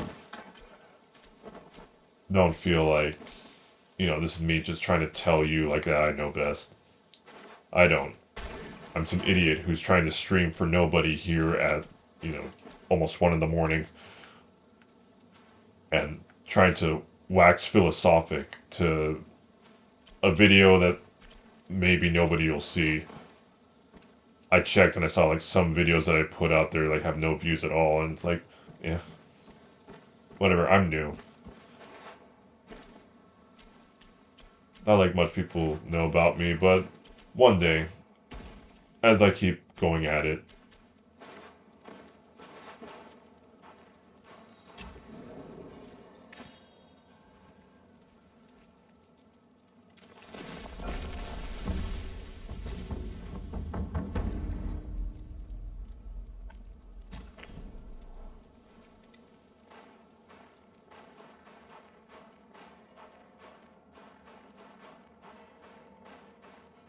the point of this also, just as we're going about it, I don't think I can go over there. Um, so this thing I'm doing here is, I believe, the secret area requirement for chapter 3.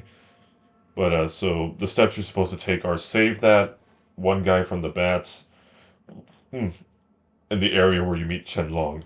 Once you get here, draw him the Ring of Fire to save him again. Step 4, find him again around here.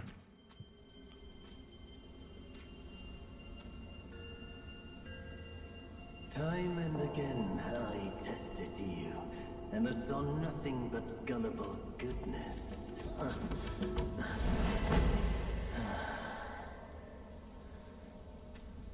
Our brother does misjudge as well. It requires no effort to trick you. You will never be the destined one. Let me help you end your sorry life. Okay, I wasn't ready for him to shoot fucking laser beams.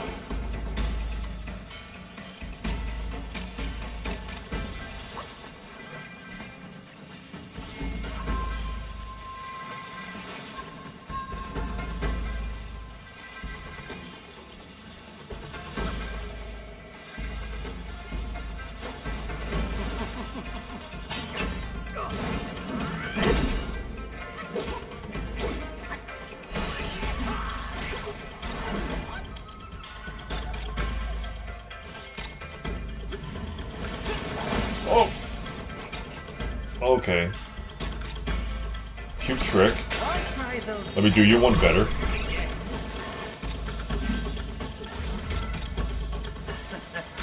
tried to win.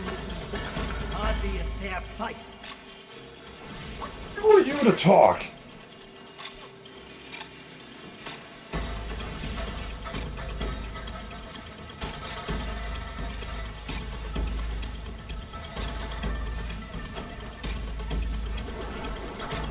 Violet, hey.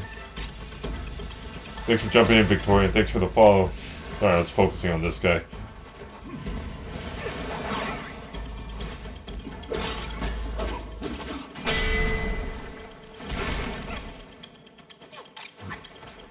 Doing okay. Aside from, like, you know... Mad. But, yeah. Otherwise, all's well. How are you doing?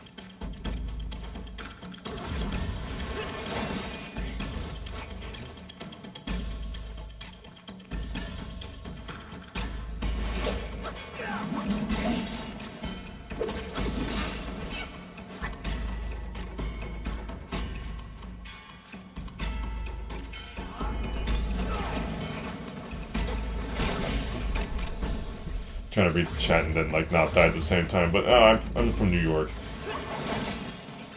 Not the city, I'm a little outside it, but yeah.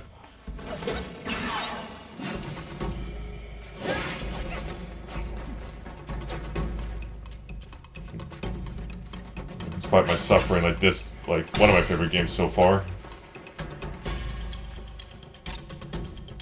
Like I've been really enjoying this just for like all the mythical like stuff that I can like learn about and pick apart. He's doing two of them now. And but just historically, Skyrim's been one of my favorite games. I still play that. Like after all these years.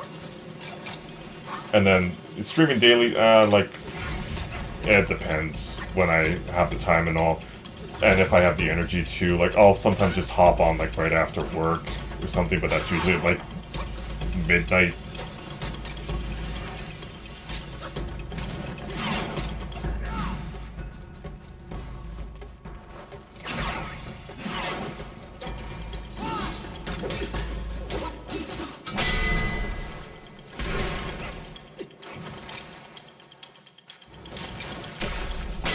If it's a hunt, then I'll opt for the smart way. It's testing me. Oh yeah, what offer?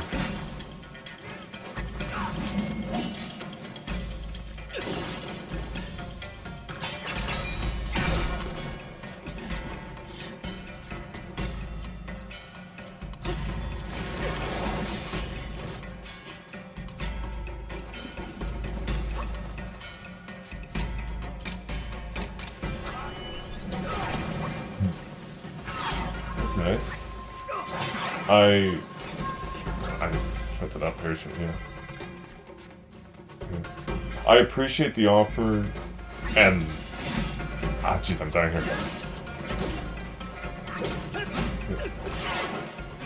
Hold on. I want to fucking get into it. Let me actually just die here and say that. Yeah. Testing you was clearly a better choice. No, I was gonna say like I appreciate the offer, but the two reasons why I'm gonna say no is only like one, I had somebody try and offer me this before and it didn't go well. There was like spare the details. There was some like misinformation and like I got scammed out of some money for it. Two, I like doing like graphic design myself and like really, I want to work on my own, see if I can create like my own logo and all that stuff there. So not to shoot you down, just like something I was planning on doing myself anyway. And plus past experience and all. But again, though, I mean, I appreciate you showing up and asking, because, yeah. That said, though, I mean, I guess anybody who sees this, because this is going on YouTube also, Victoria Victoria underscore Nightshade 2, like, I guess I don't know if that's your Discord name, but if anybody's looking for somebody who does art, then like, hey, Trying again. check her out.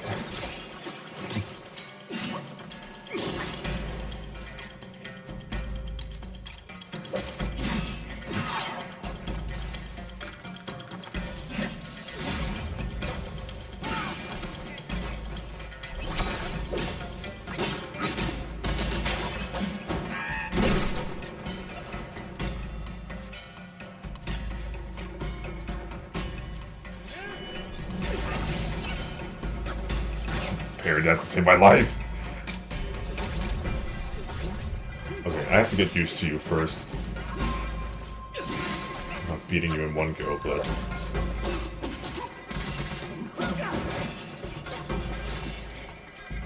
Kind. Don't have and bravery without a word.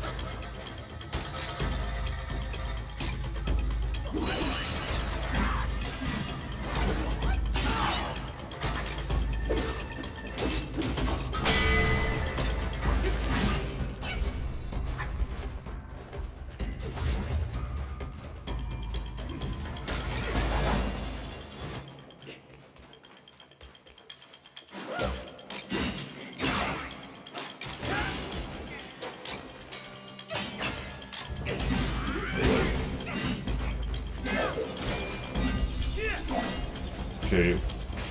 Boy's got moves with that ice. Jeez.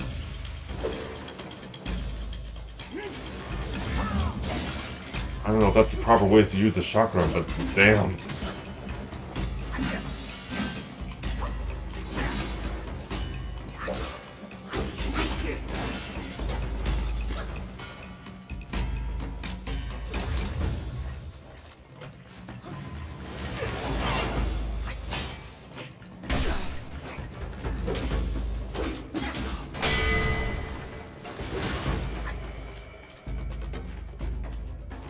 In your stride, are you? Stoke the fire.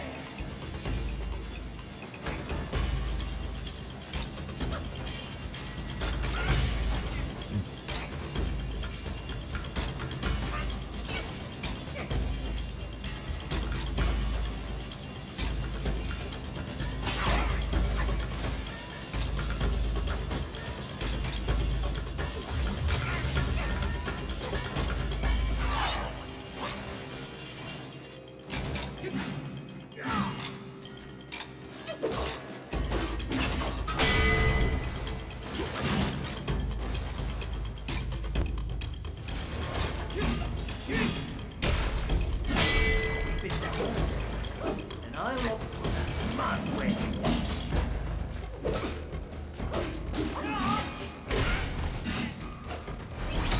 Why try those amateur tricks again?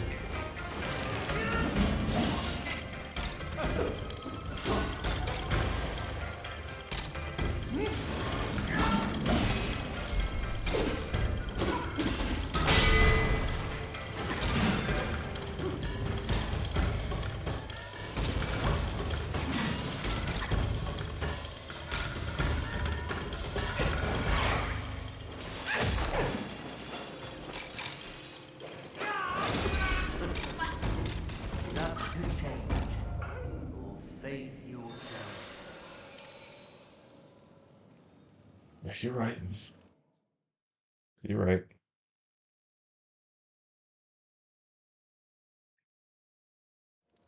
I can tell, like, from him commenting on all my abilities, like, he's trying to test me here.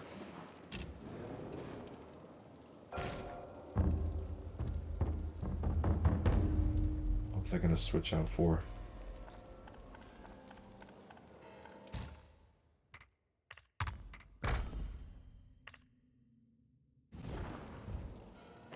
Oh, yeah.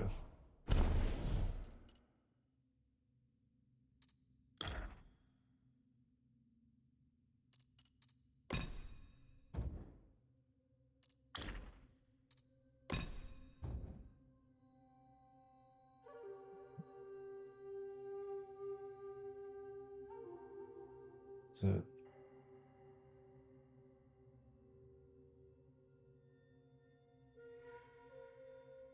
Something on my mind there.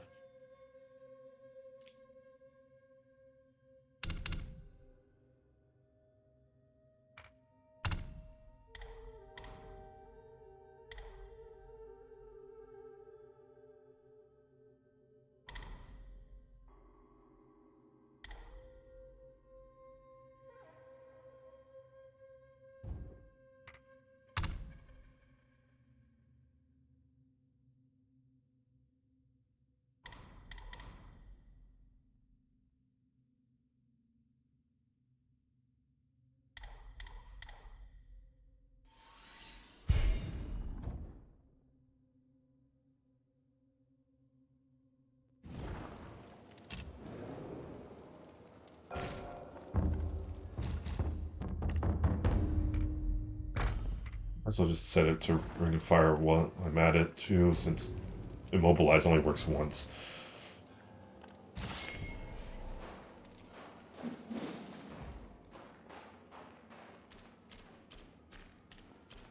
If you have moves, bring them on. So, is he aware that I switched them up to?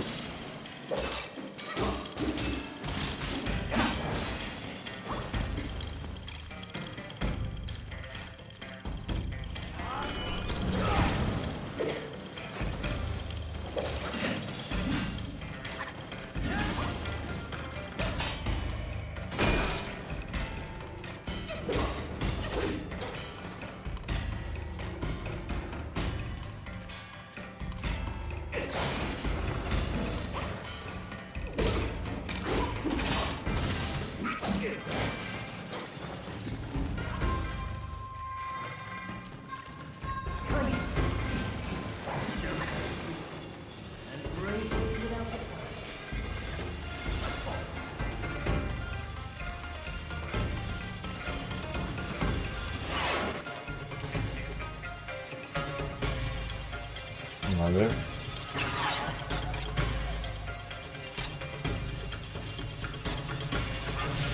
Fuck. Just let me be cool.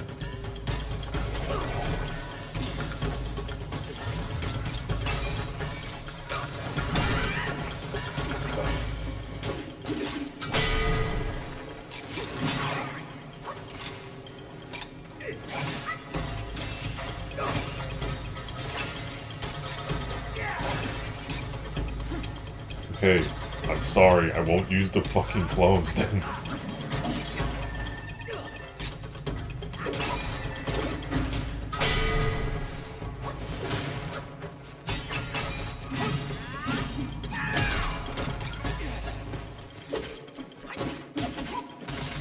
Getting your stride, are you? Let's stoke the fire.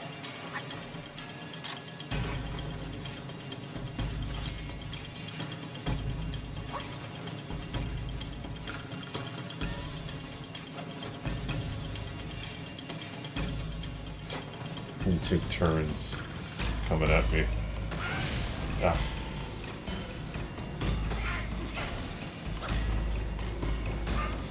Yeah, try not to lose track of them.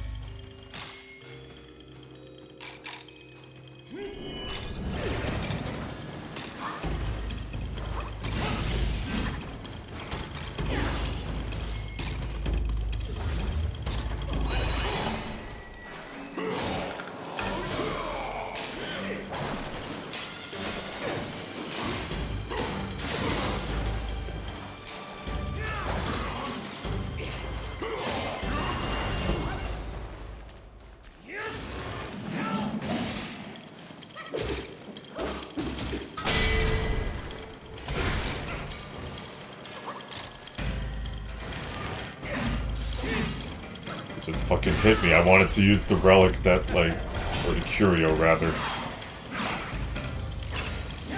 That gave me more health if I had, like, less healing charges.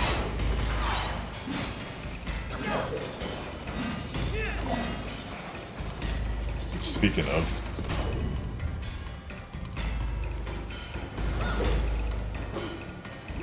make this slightly easier on myself.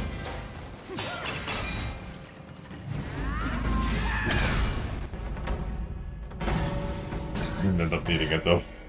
Foolhardy, nothing more. I've done as our brother asked. Till we meet again.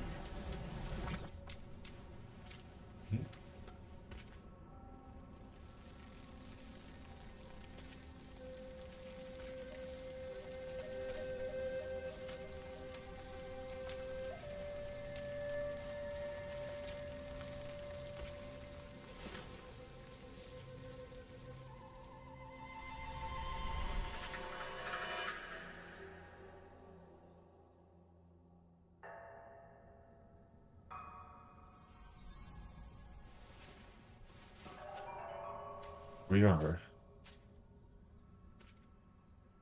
So this should be the secret area for chapter 3. Your faith has led you here. Rest easy. You won't find those noisy chantings and pain screamings here.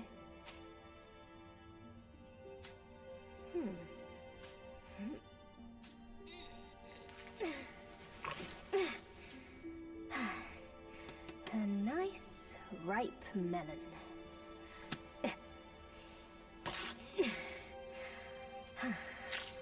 Boy, we're that easy. Want a bite?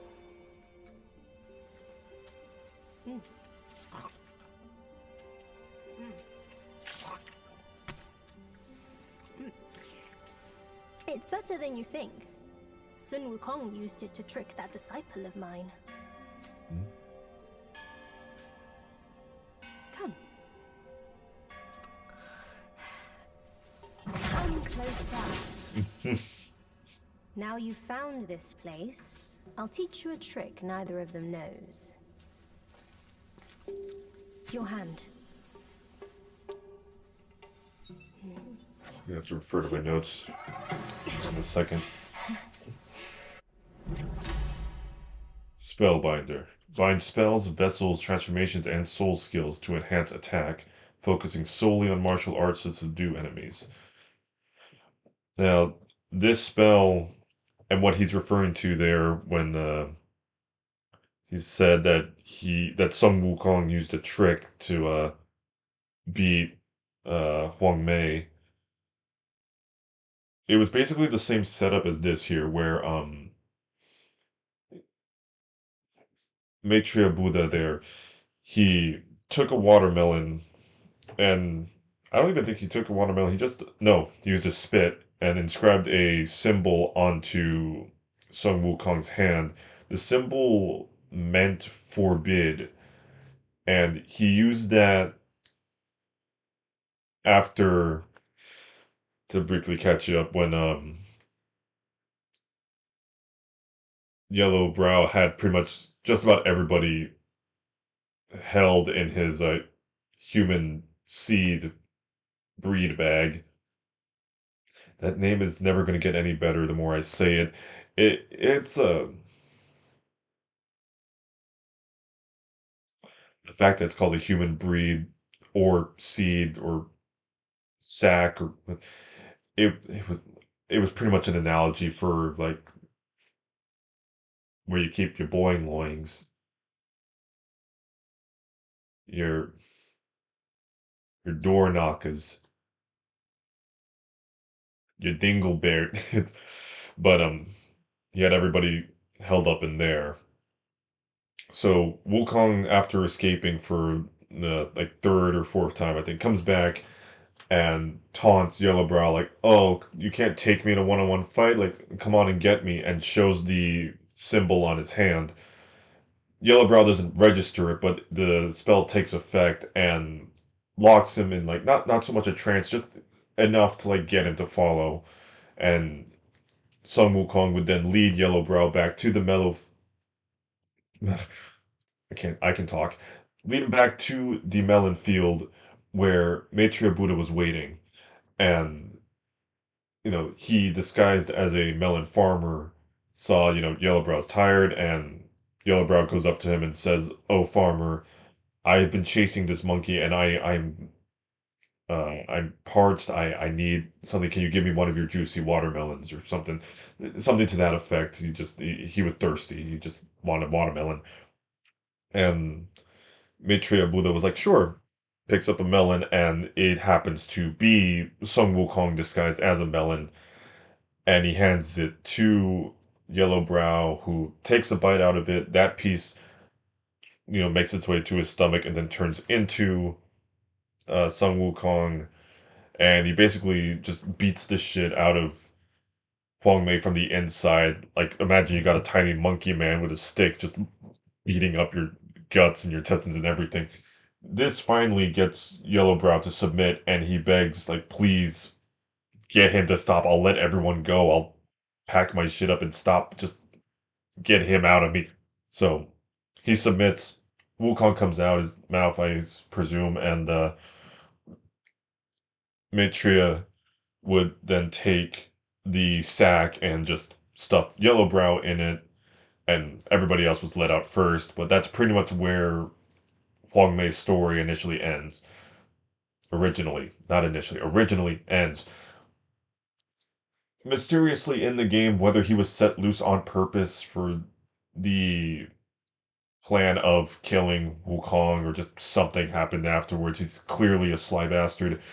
He does make his way out, and that's where we get to like this point in the game where he's basically tried to redo what he did before. He remade the Thunderclap Temple, gathered disciples, and I don't even remember if I did say this when I was fighting no white or non-white, but he was basically creating his like counter version of the disciples that followed the Tangzhen monk to I should say like Tripitaka or something, like, because I don't feel like I'm saying Tangzhen right, but he was creating his reverse version of the group that journeyed to the west and all that. So that's kind of what brings us to now and brings us to this point where we are being given this spell here to, I presume, aid us once we actually fight him. As like at that point, like, I'm sure he's probably gonna have some resistance to my spells or something, so it'll be better to shut them all off in favor of just hitting harder. When magic and guile fail, never hurts to just beat your opponents to death with a stick. Spellbinder. It hurts no foe, but binds yourself. You'll come to understand its use. An old friend of Sun Wukong came to me, wanting some peace.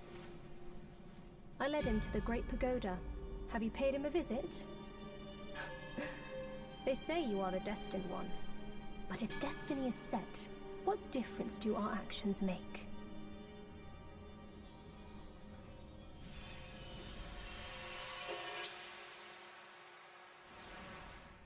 A good question.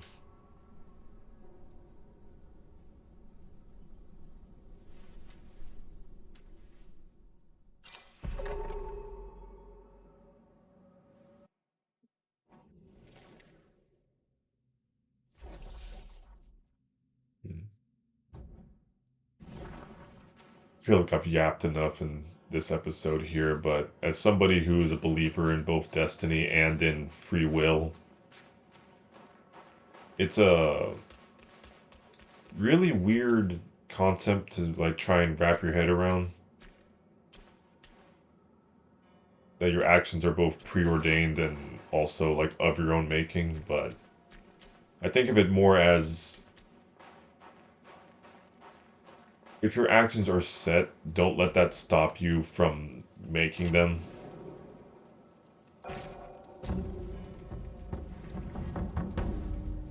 Your capacity to choose and weigh the consequences of your actions make them worthy enough to go ahead and do anyway.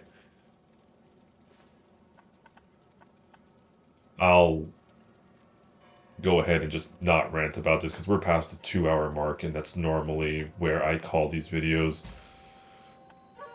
But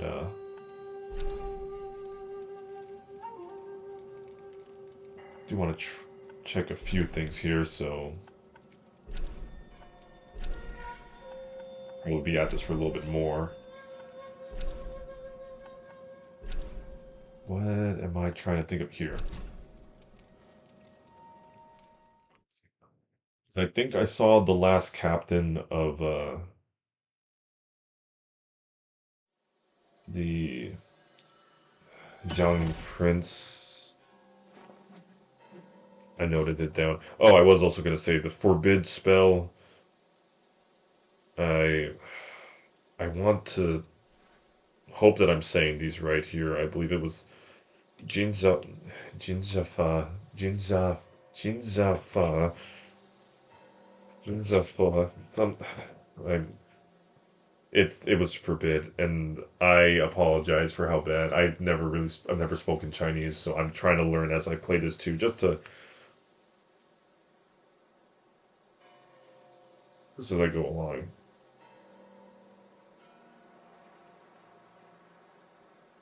Yeah. Zhaozhong Taisi. Zhaozhong Taisi, that I gotta practice these. Maybe if I'm gonna take a long ass break from streaming here, I should be using that time to actually learn how to speak Chinese. I was tempted to play the game in Chinese just for the immersion of it, but yeah.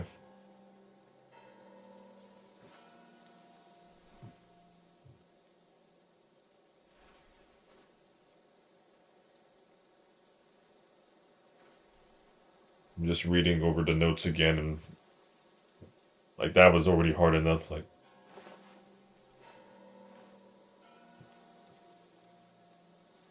but that guy I just referred to then. So Xiaozheng Taisi is the guy in the prison, the third rat prince from chapter 2, and someone who does aid Wukong. Fuck knuckle. We do the one thing I promised to do while I was streaming. You again, okay.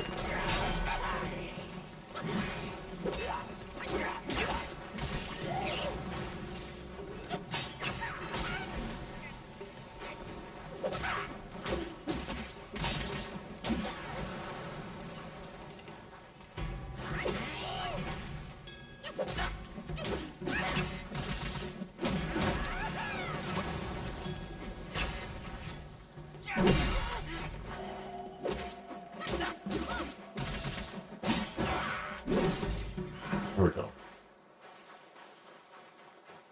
He's one of the guys who tried to help Wukong deal with Yellowbrow. And hence why I think Yellowbrow has him here in the prison. It's just like him getting payback against everybody who contributed to stopping him in the novel.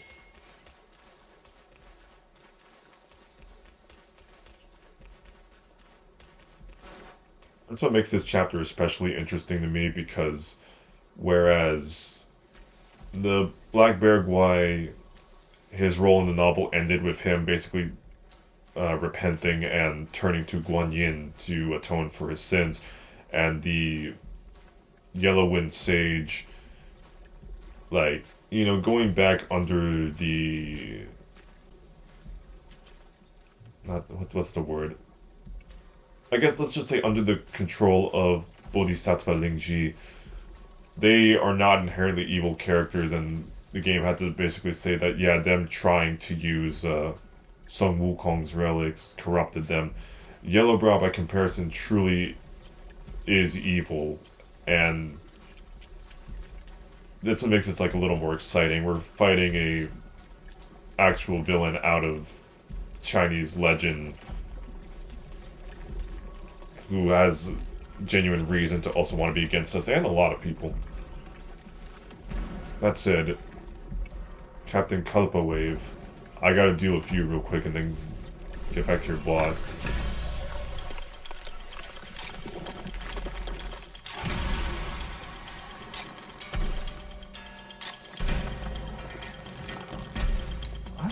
how you designed these guys. Like, how do you take the bits from the story at the end, come up with this?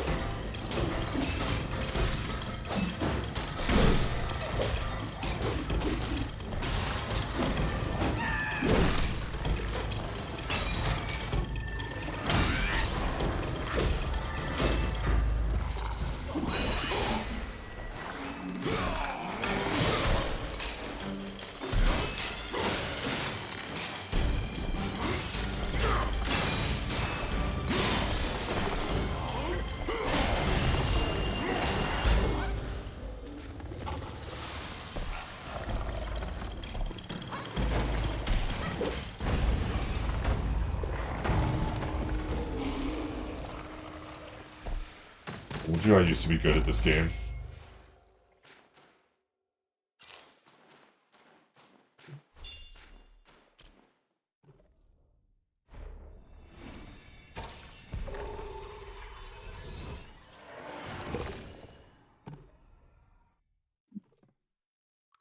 From here, then we would fight like the next of the disciples. But I'm gonna go ahead and just turn back real quick since that was the last captain we needed. The other one, Captain Illusion something, it was that huge corpse that I saw. There was like, you know, oh, you could just like take the soul from that guy there. That was the third of the four captains that the guy's name translates to Little Prince. That Little Prince wanted us to go find and take care of. So, first one being like, what was it? Captain Lotus Vision, Captain Wise Voice. Now, this guy. So you only actually have to fight 3 of them, and the third one's basically a freebie.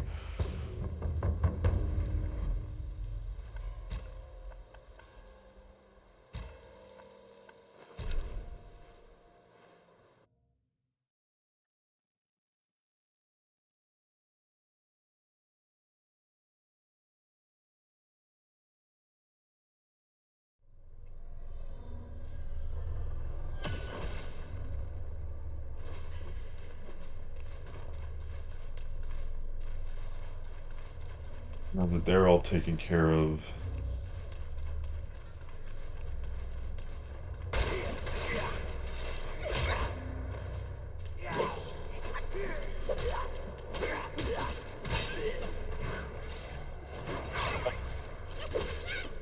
thought you were fucking sly, huh? Thought you was slick.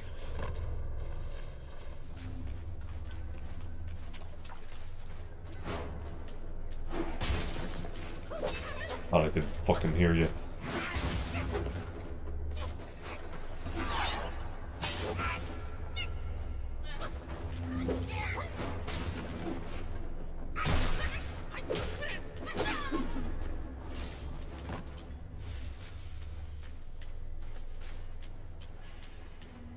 Thank you Here, for man. bringing them back.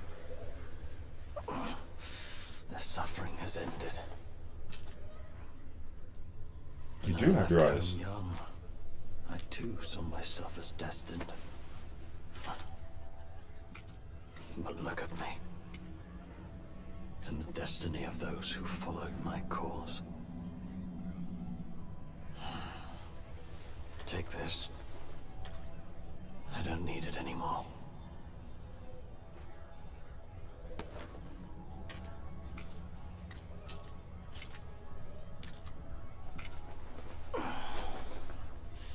Now I can go home. By Spearhead. Who are you? I heard the great sage is dead. But what's the difference between life and death? For we live in such a troubled age. Who are you? But what's the difference?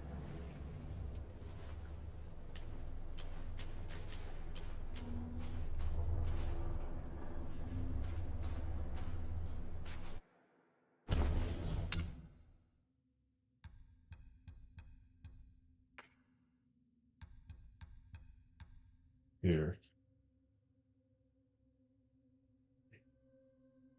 Can be used as a material for weapons crafting.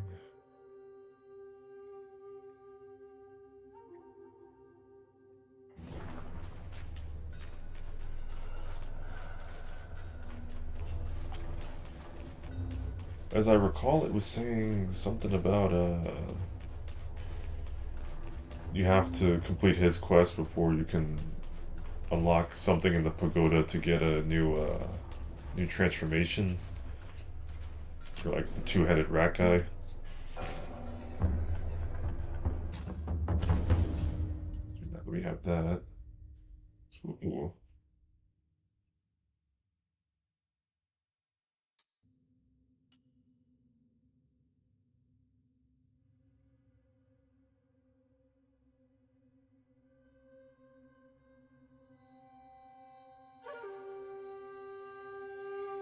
Do I want to go ahead and make it?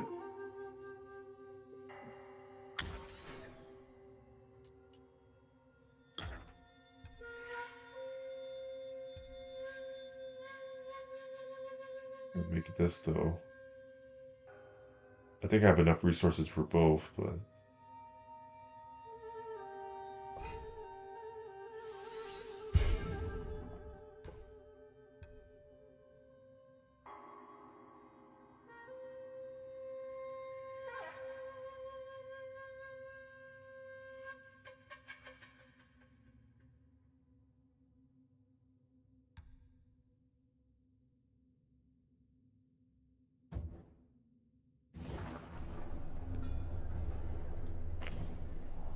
doubt he's gonna have a different move set if I give him a spear, but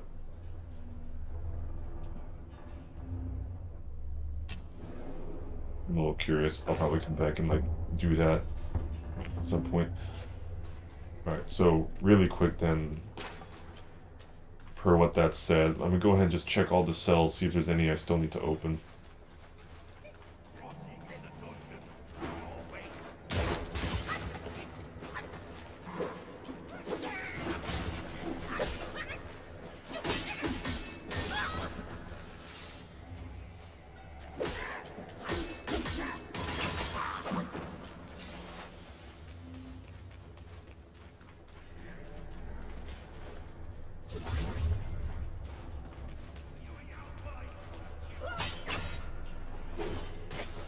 Fucking hell.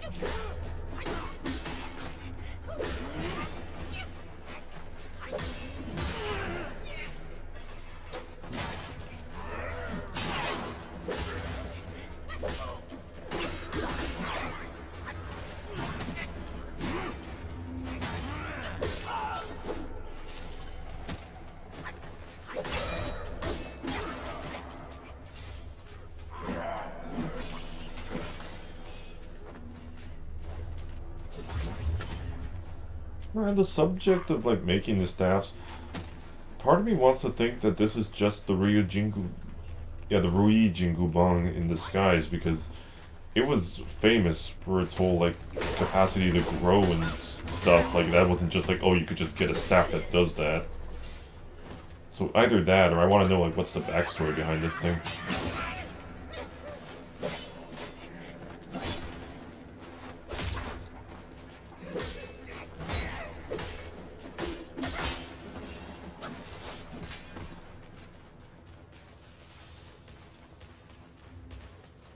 Honestly, I should just look up where it is. Hold on.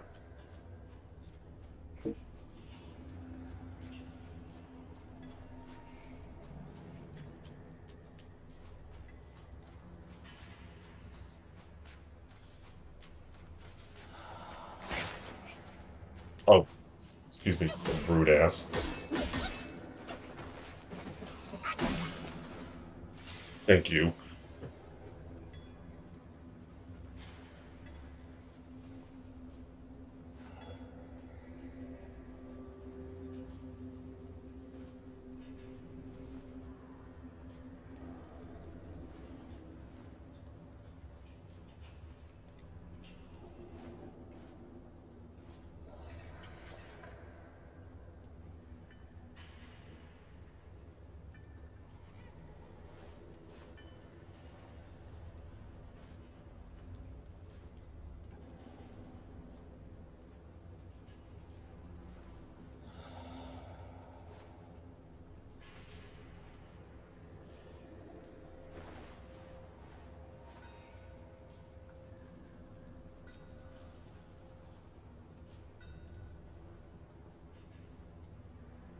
Notice I did the second step, not the first.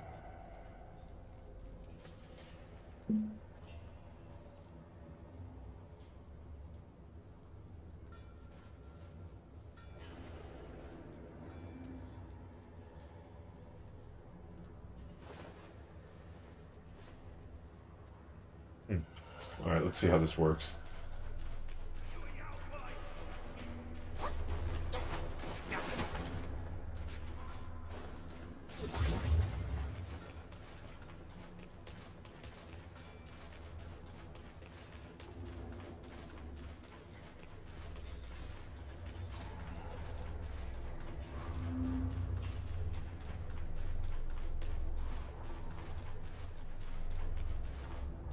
Back to where you started. You should notice purple seals are gone. Open the door next to your cell.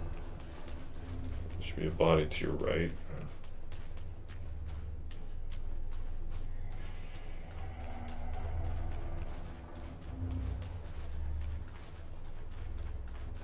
So yeah, here's where I started.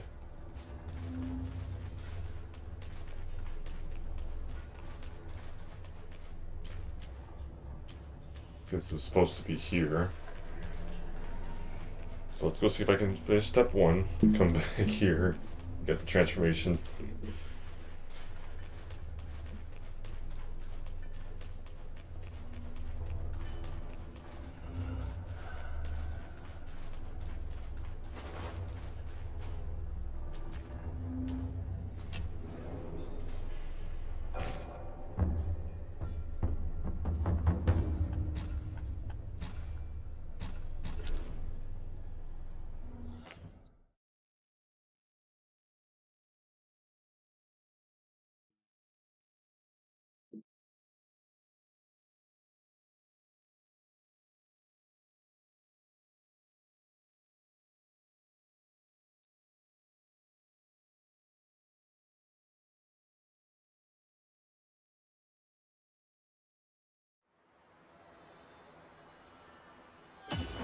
We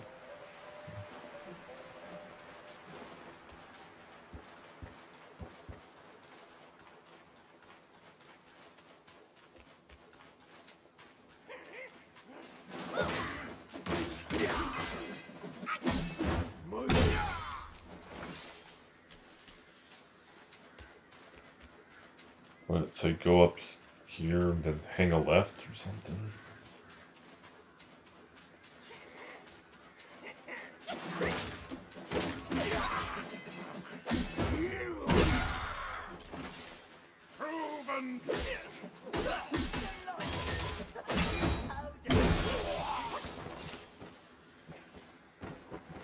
We didn't figure out who that was, just constantly saying, "Oh, how delightful."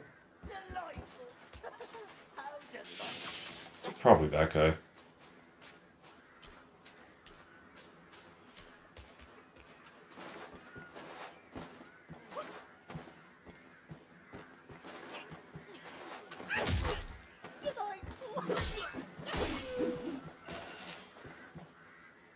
There.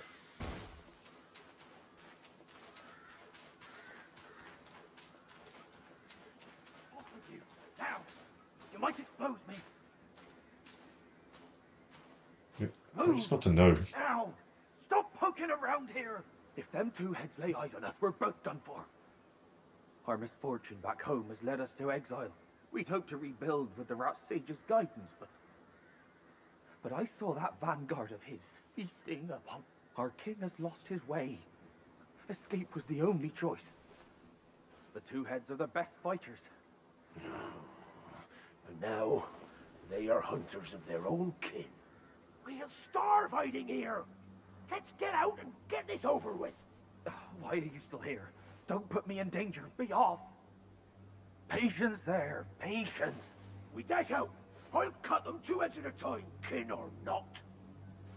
Patience there. Patience. We dash out. I'll cut them two heads at a time, kin or not.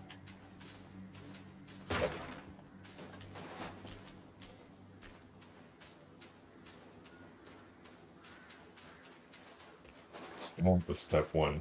And it's wild how, like, some things you gotta do will just be set in one chapter and you would never even know it's tied to something in, like, later on. Like, oh yeah, step one's just talk with, like, these one guys hidden in a shack just out of the way. Then be ready for chapter 2.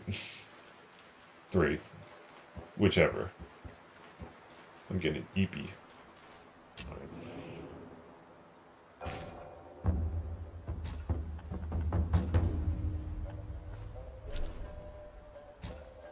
Now, go back here.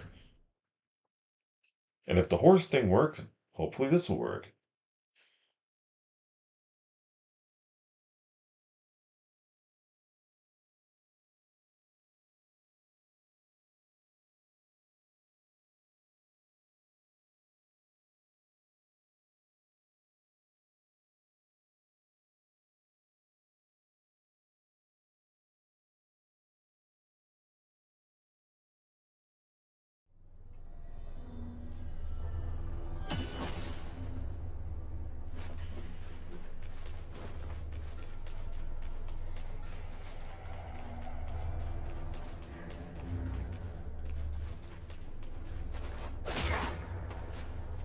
Just jumped them, that's...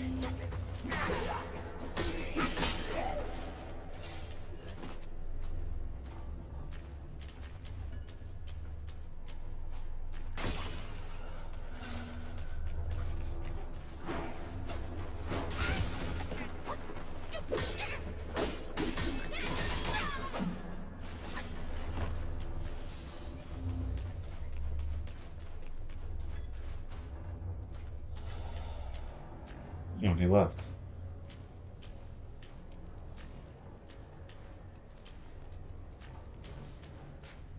It's good, honestly. It's reassuring just to know he didn't just say, "Oh, I'm just gonna sit here till I die" or something.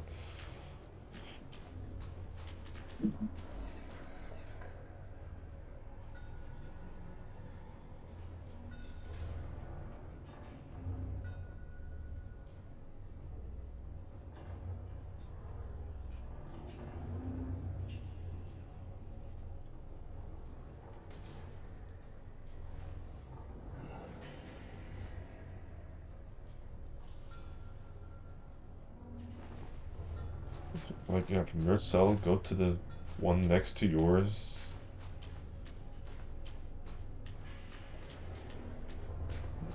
Should be a body to the right. So maybe I screwed myself here, but I just want to make sure.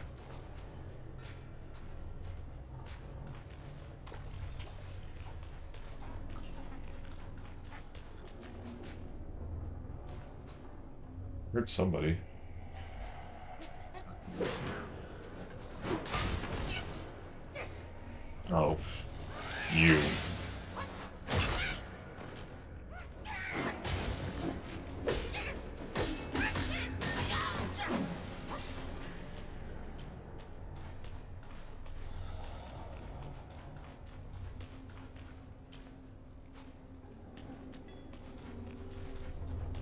It seems like I missed it.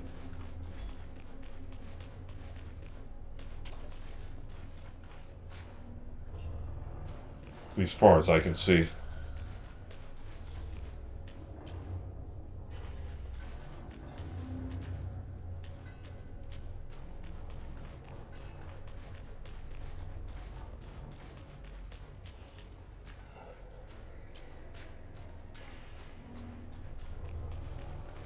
So that's that then. Alright then, so then just to wrap up, let's go back to where we were and just go ahead and see what the next boss is going to be, because I think I know what it is based on is what I saw when I was looking up information about, like, you know, what I need to know lore wise for this chapter.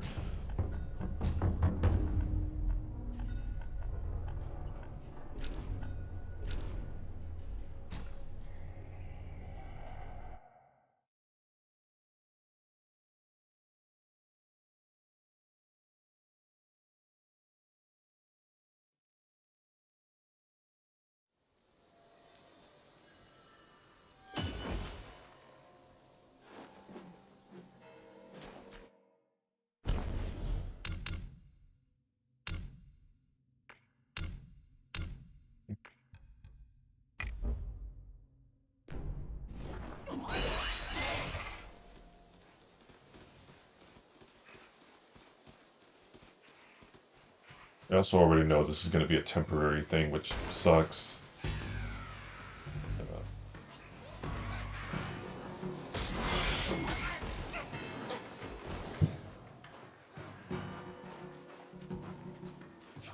Forget you guys. Okay, well, I'm on my own shit.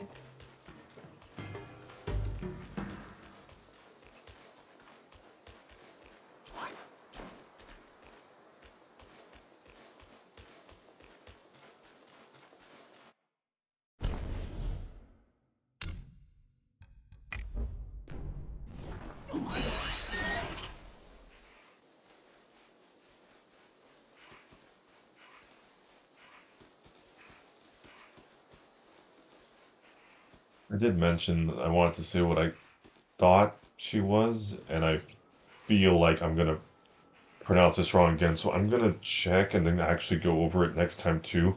But if I'm right, she is what would be called a Huling Jing,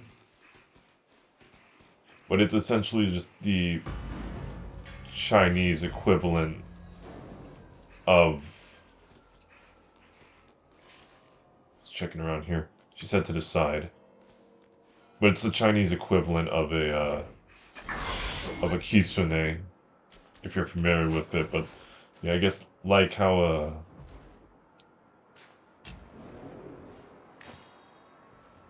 and I guess if you're not familiar with a kitsune, in Japanese mythology, should a fox live for 100 years, it will gain magical powers and another tail.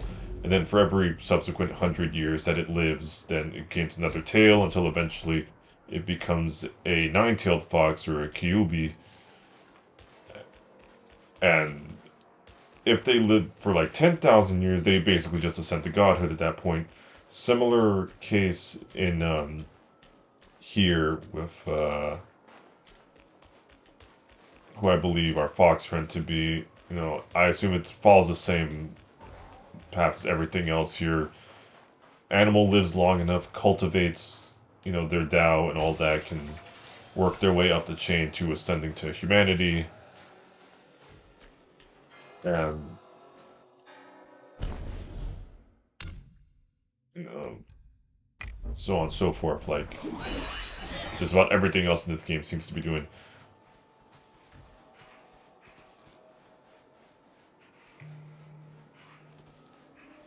He put a statue of himself after beating Eternal Snake John, the bastard. Okay, there's something over there. There's a lot of little dudes around it.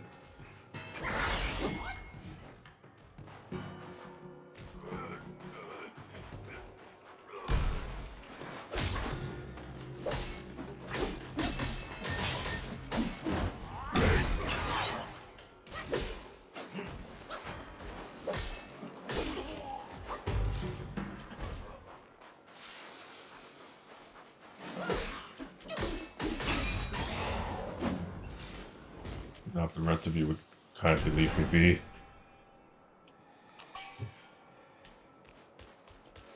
Whatever that is.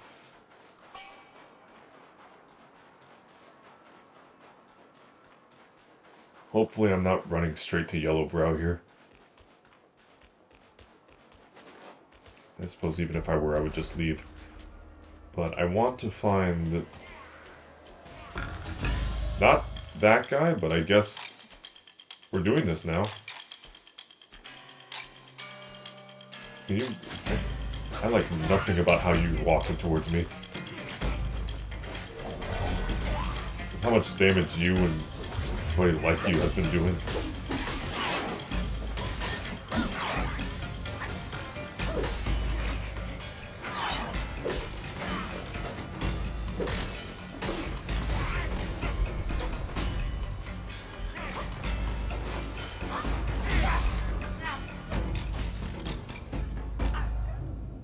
Well, I got to deal with that now. Okay.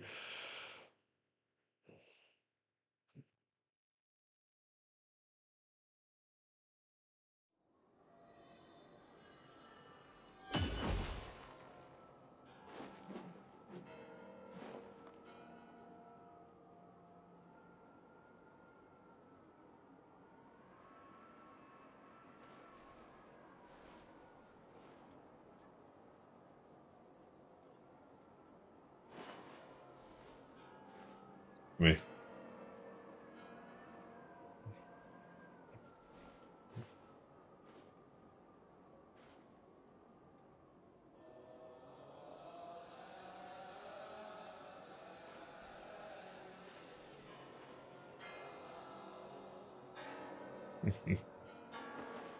Just bored. Anyway. I guess he could be through there? I don't actually know the guy's name, so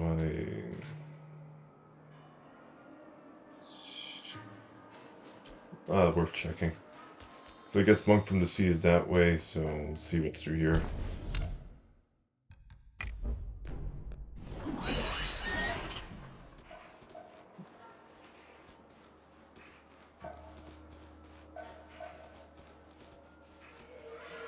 Let go.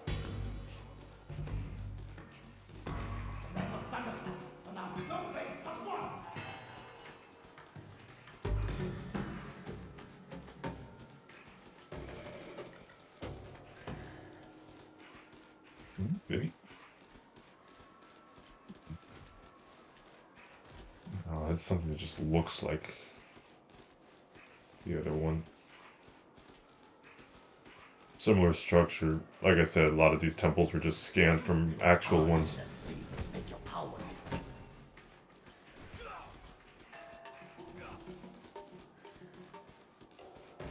What the fuck? Get that.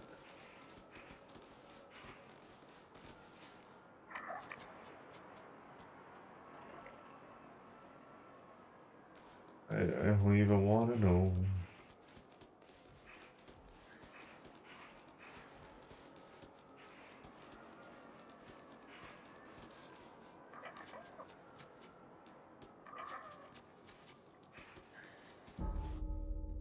Let's see. Here, let me look it up.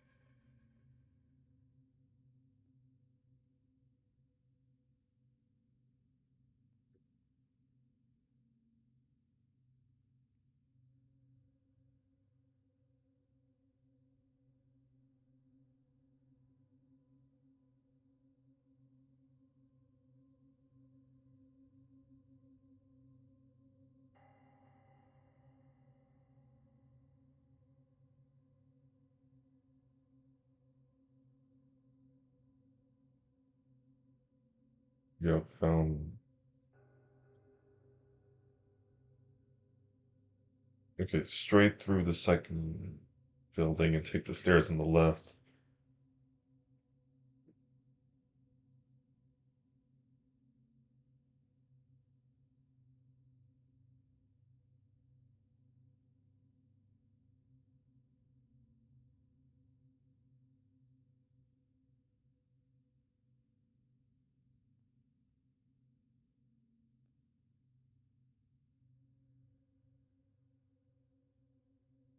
Sorry, it's another ship, but okay.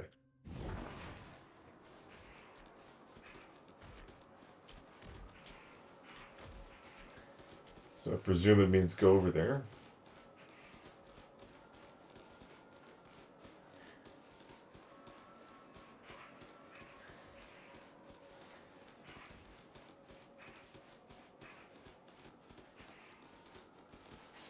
And this is where I came in, so yeah. Go through here. Left.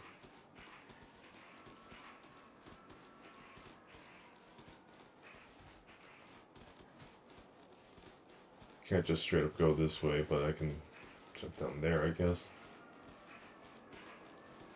Oh, okay, here. Staircase.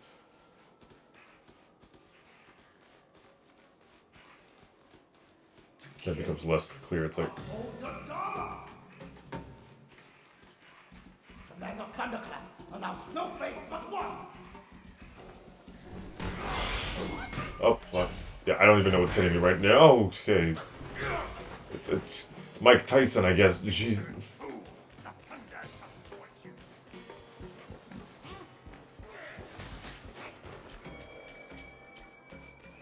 I beefing with none of you.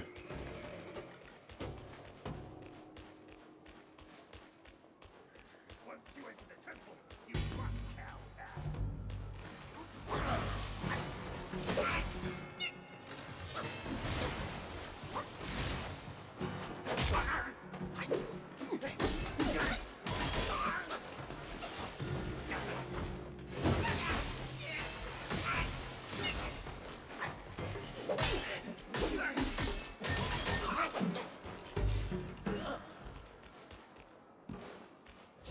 Far.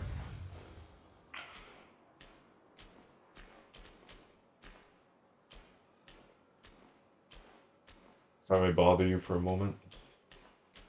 The eyes are lured by sight, ears by sound, nose by odor, and tongue by taste. Every sense is ensnared by contact, yet the mind, based on the perception of all, differs from all. All six of them, tied to its kind amidst the mortal world, are unswayed by each other. The eyes are lured by sight. All six of the eyes.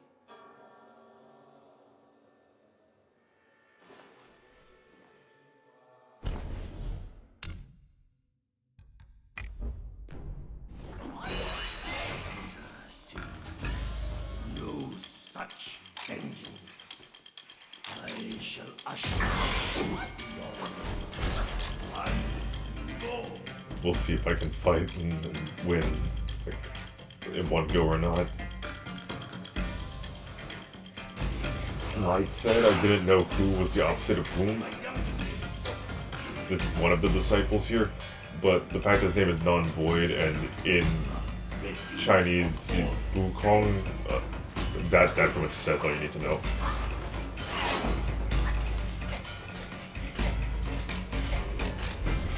Okay, yeah, I did. Yeah, I didn't figure I was gonna beat him there, but just wanted to find him because next video I'll go and take him on, and then probably wrap up the rest of the secret stuff here, and then we'll move on to Yellowbrow and finish the chapter, and then probably go into chapter 4, just to make sure I don't miss like anything here. And gee, the fact that it's so fucking far back.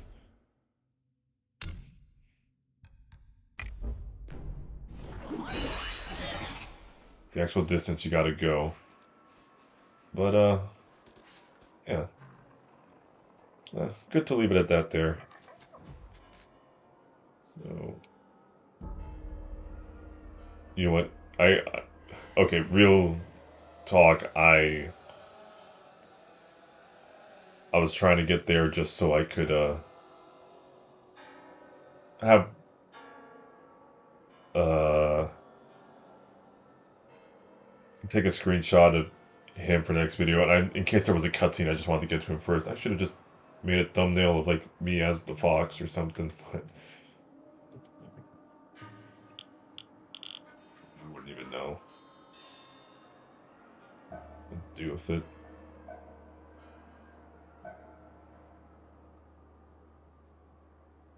Yeah, whatever.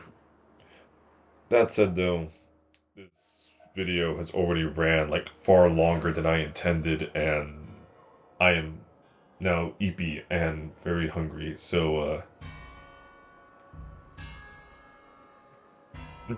I can't do intros, can't do outros. I can just walk into a room and I can leave it. But that being said, though, if you did hang around here, oh Jesus, if you did, hang around, watch the video, then let me just say I appreciate you deeply, and I hope that you have a good day, that you have your ambitions fulfilled. To, I guess, wrap this video back up into a neat little bow, since I did name it, what was it, Enlightenment in the Valley of Ecstasy, because like just in my head I knew that was the next area, and I was like, I make this shit up like just before I go live, and I was just like, there's something, but hey, I got to actually be philosophical for a bit there. So really, if I could end this off on anything, and if there's anything to take away from this, go easy on yourself every now and then, You can work hard, you should work hard, but don't beat yourself to like get to that point. You don't gotta whip yourself into doing the best you can. You have to just have the drive there. Keep your passions alight. And that will prove a better fuel than any anger or self-hatred can provide.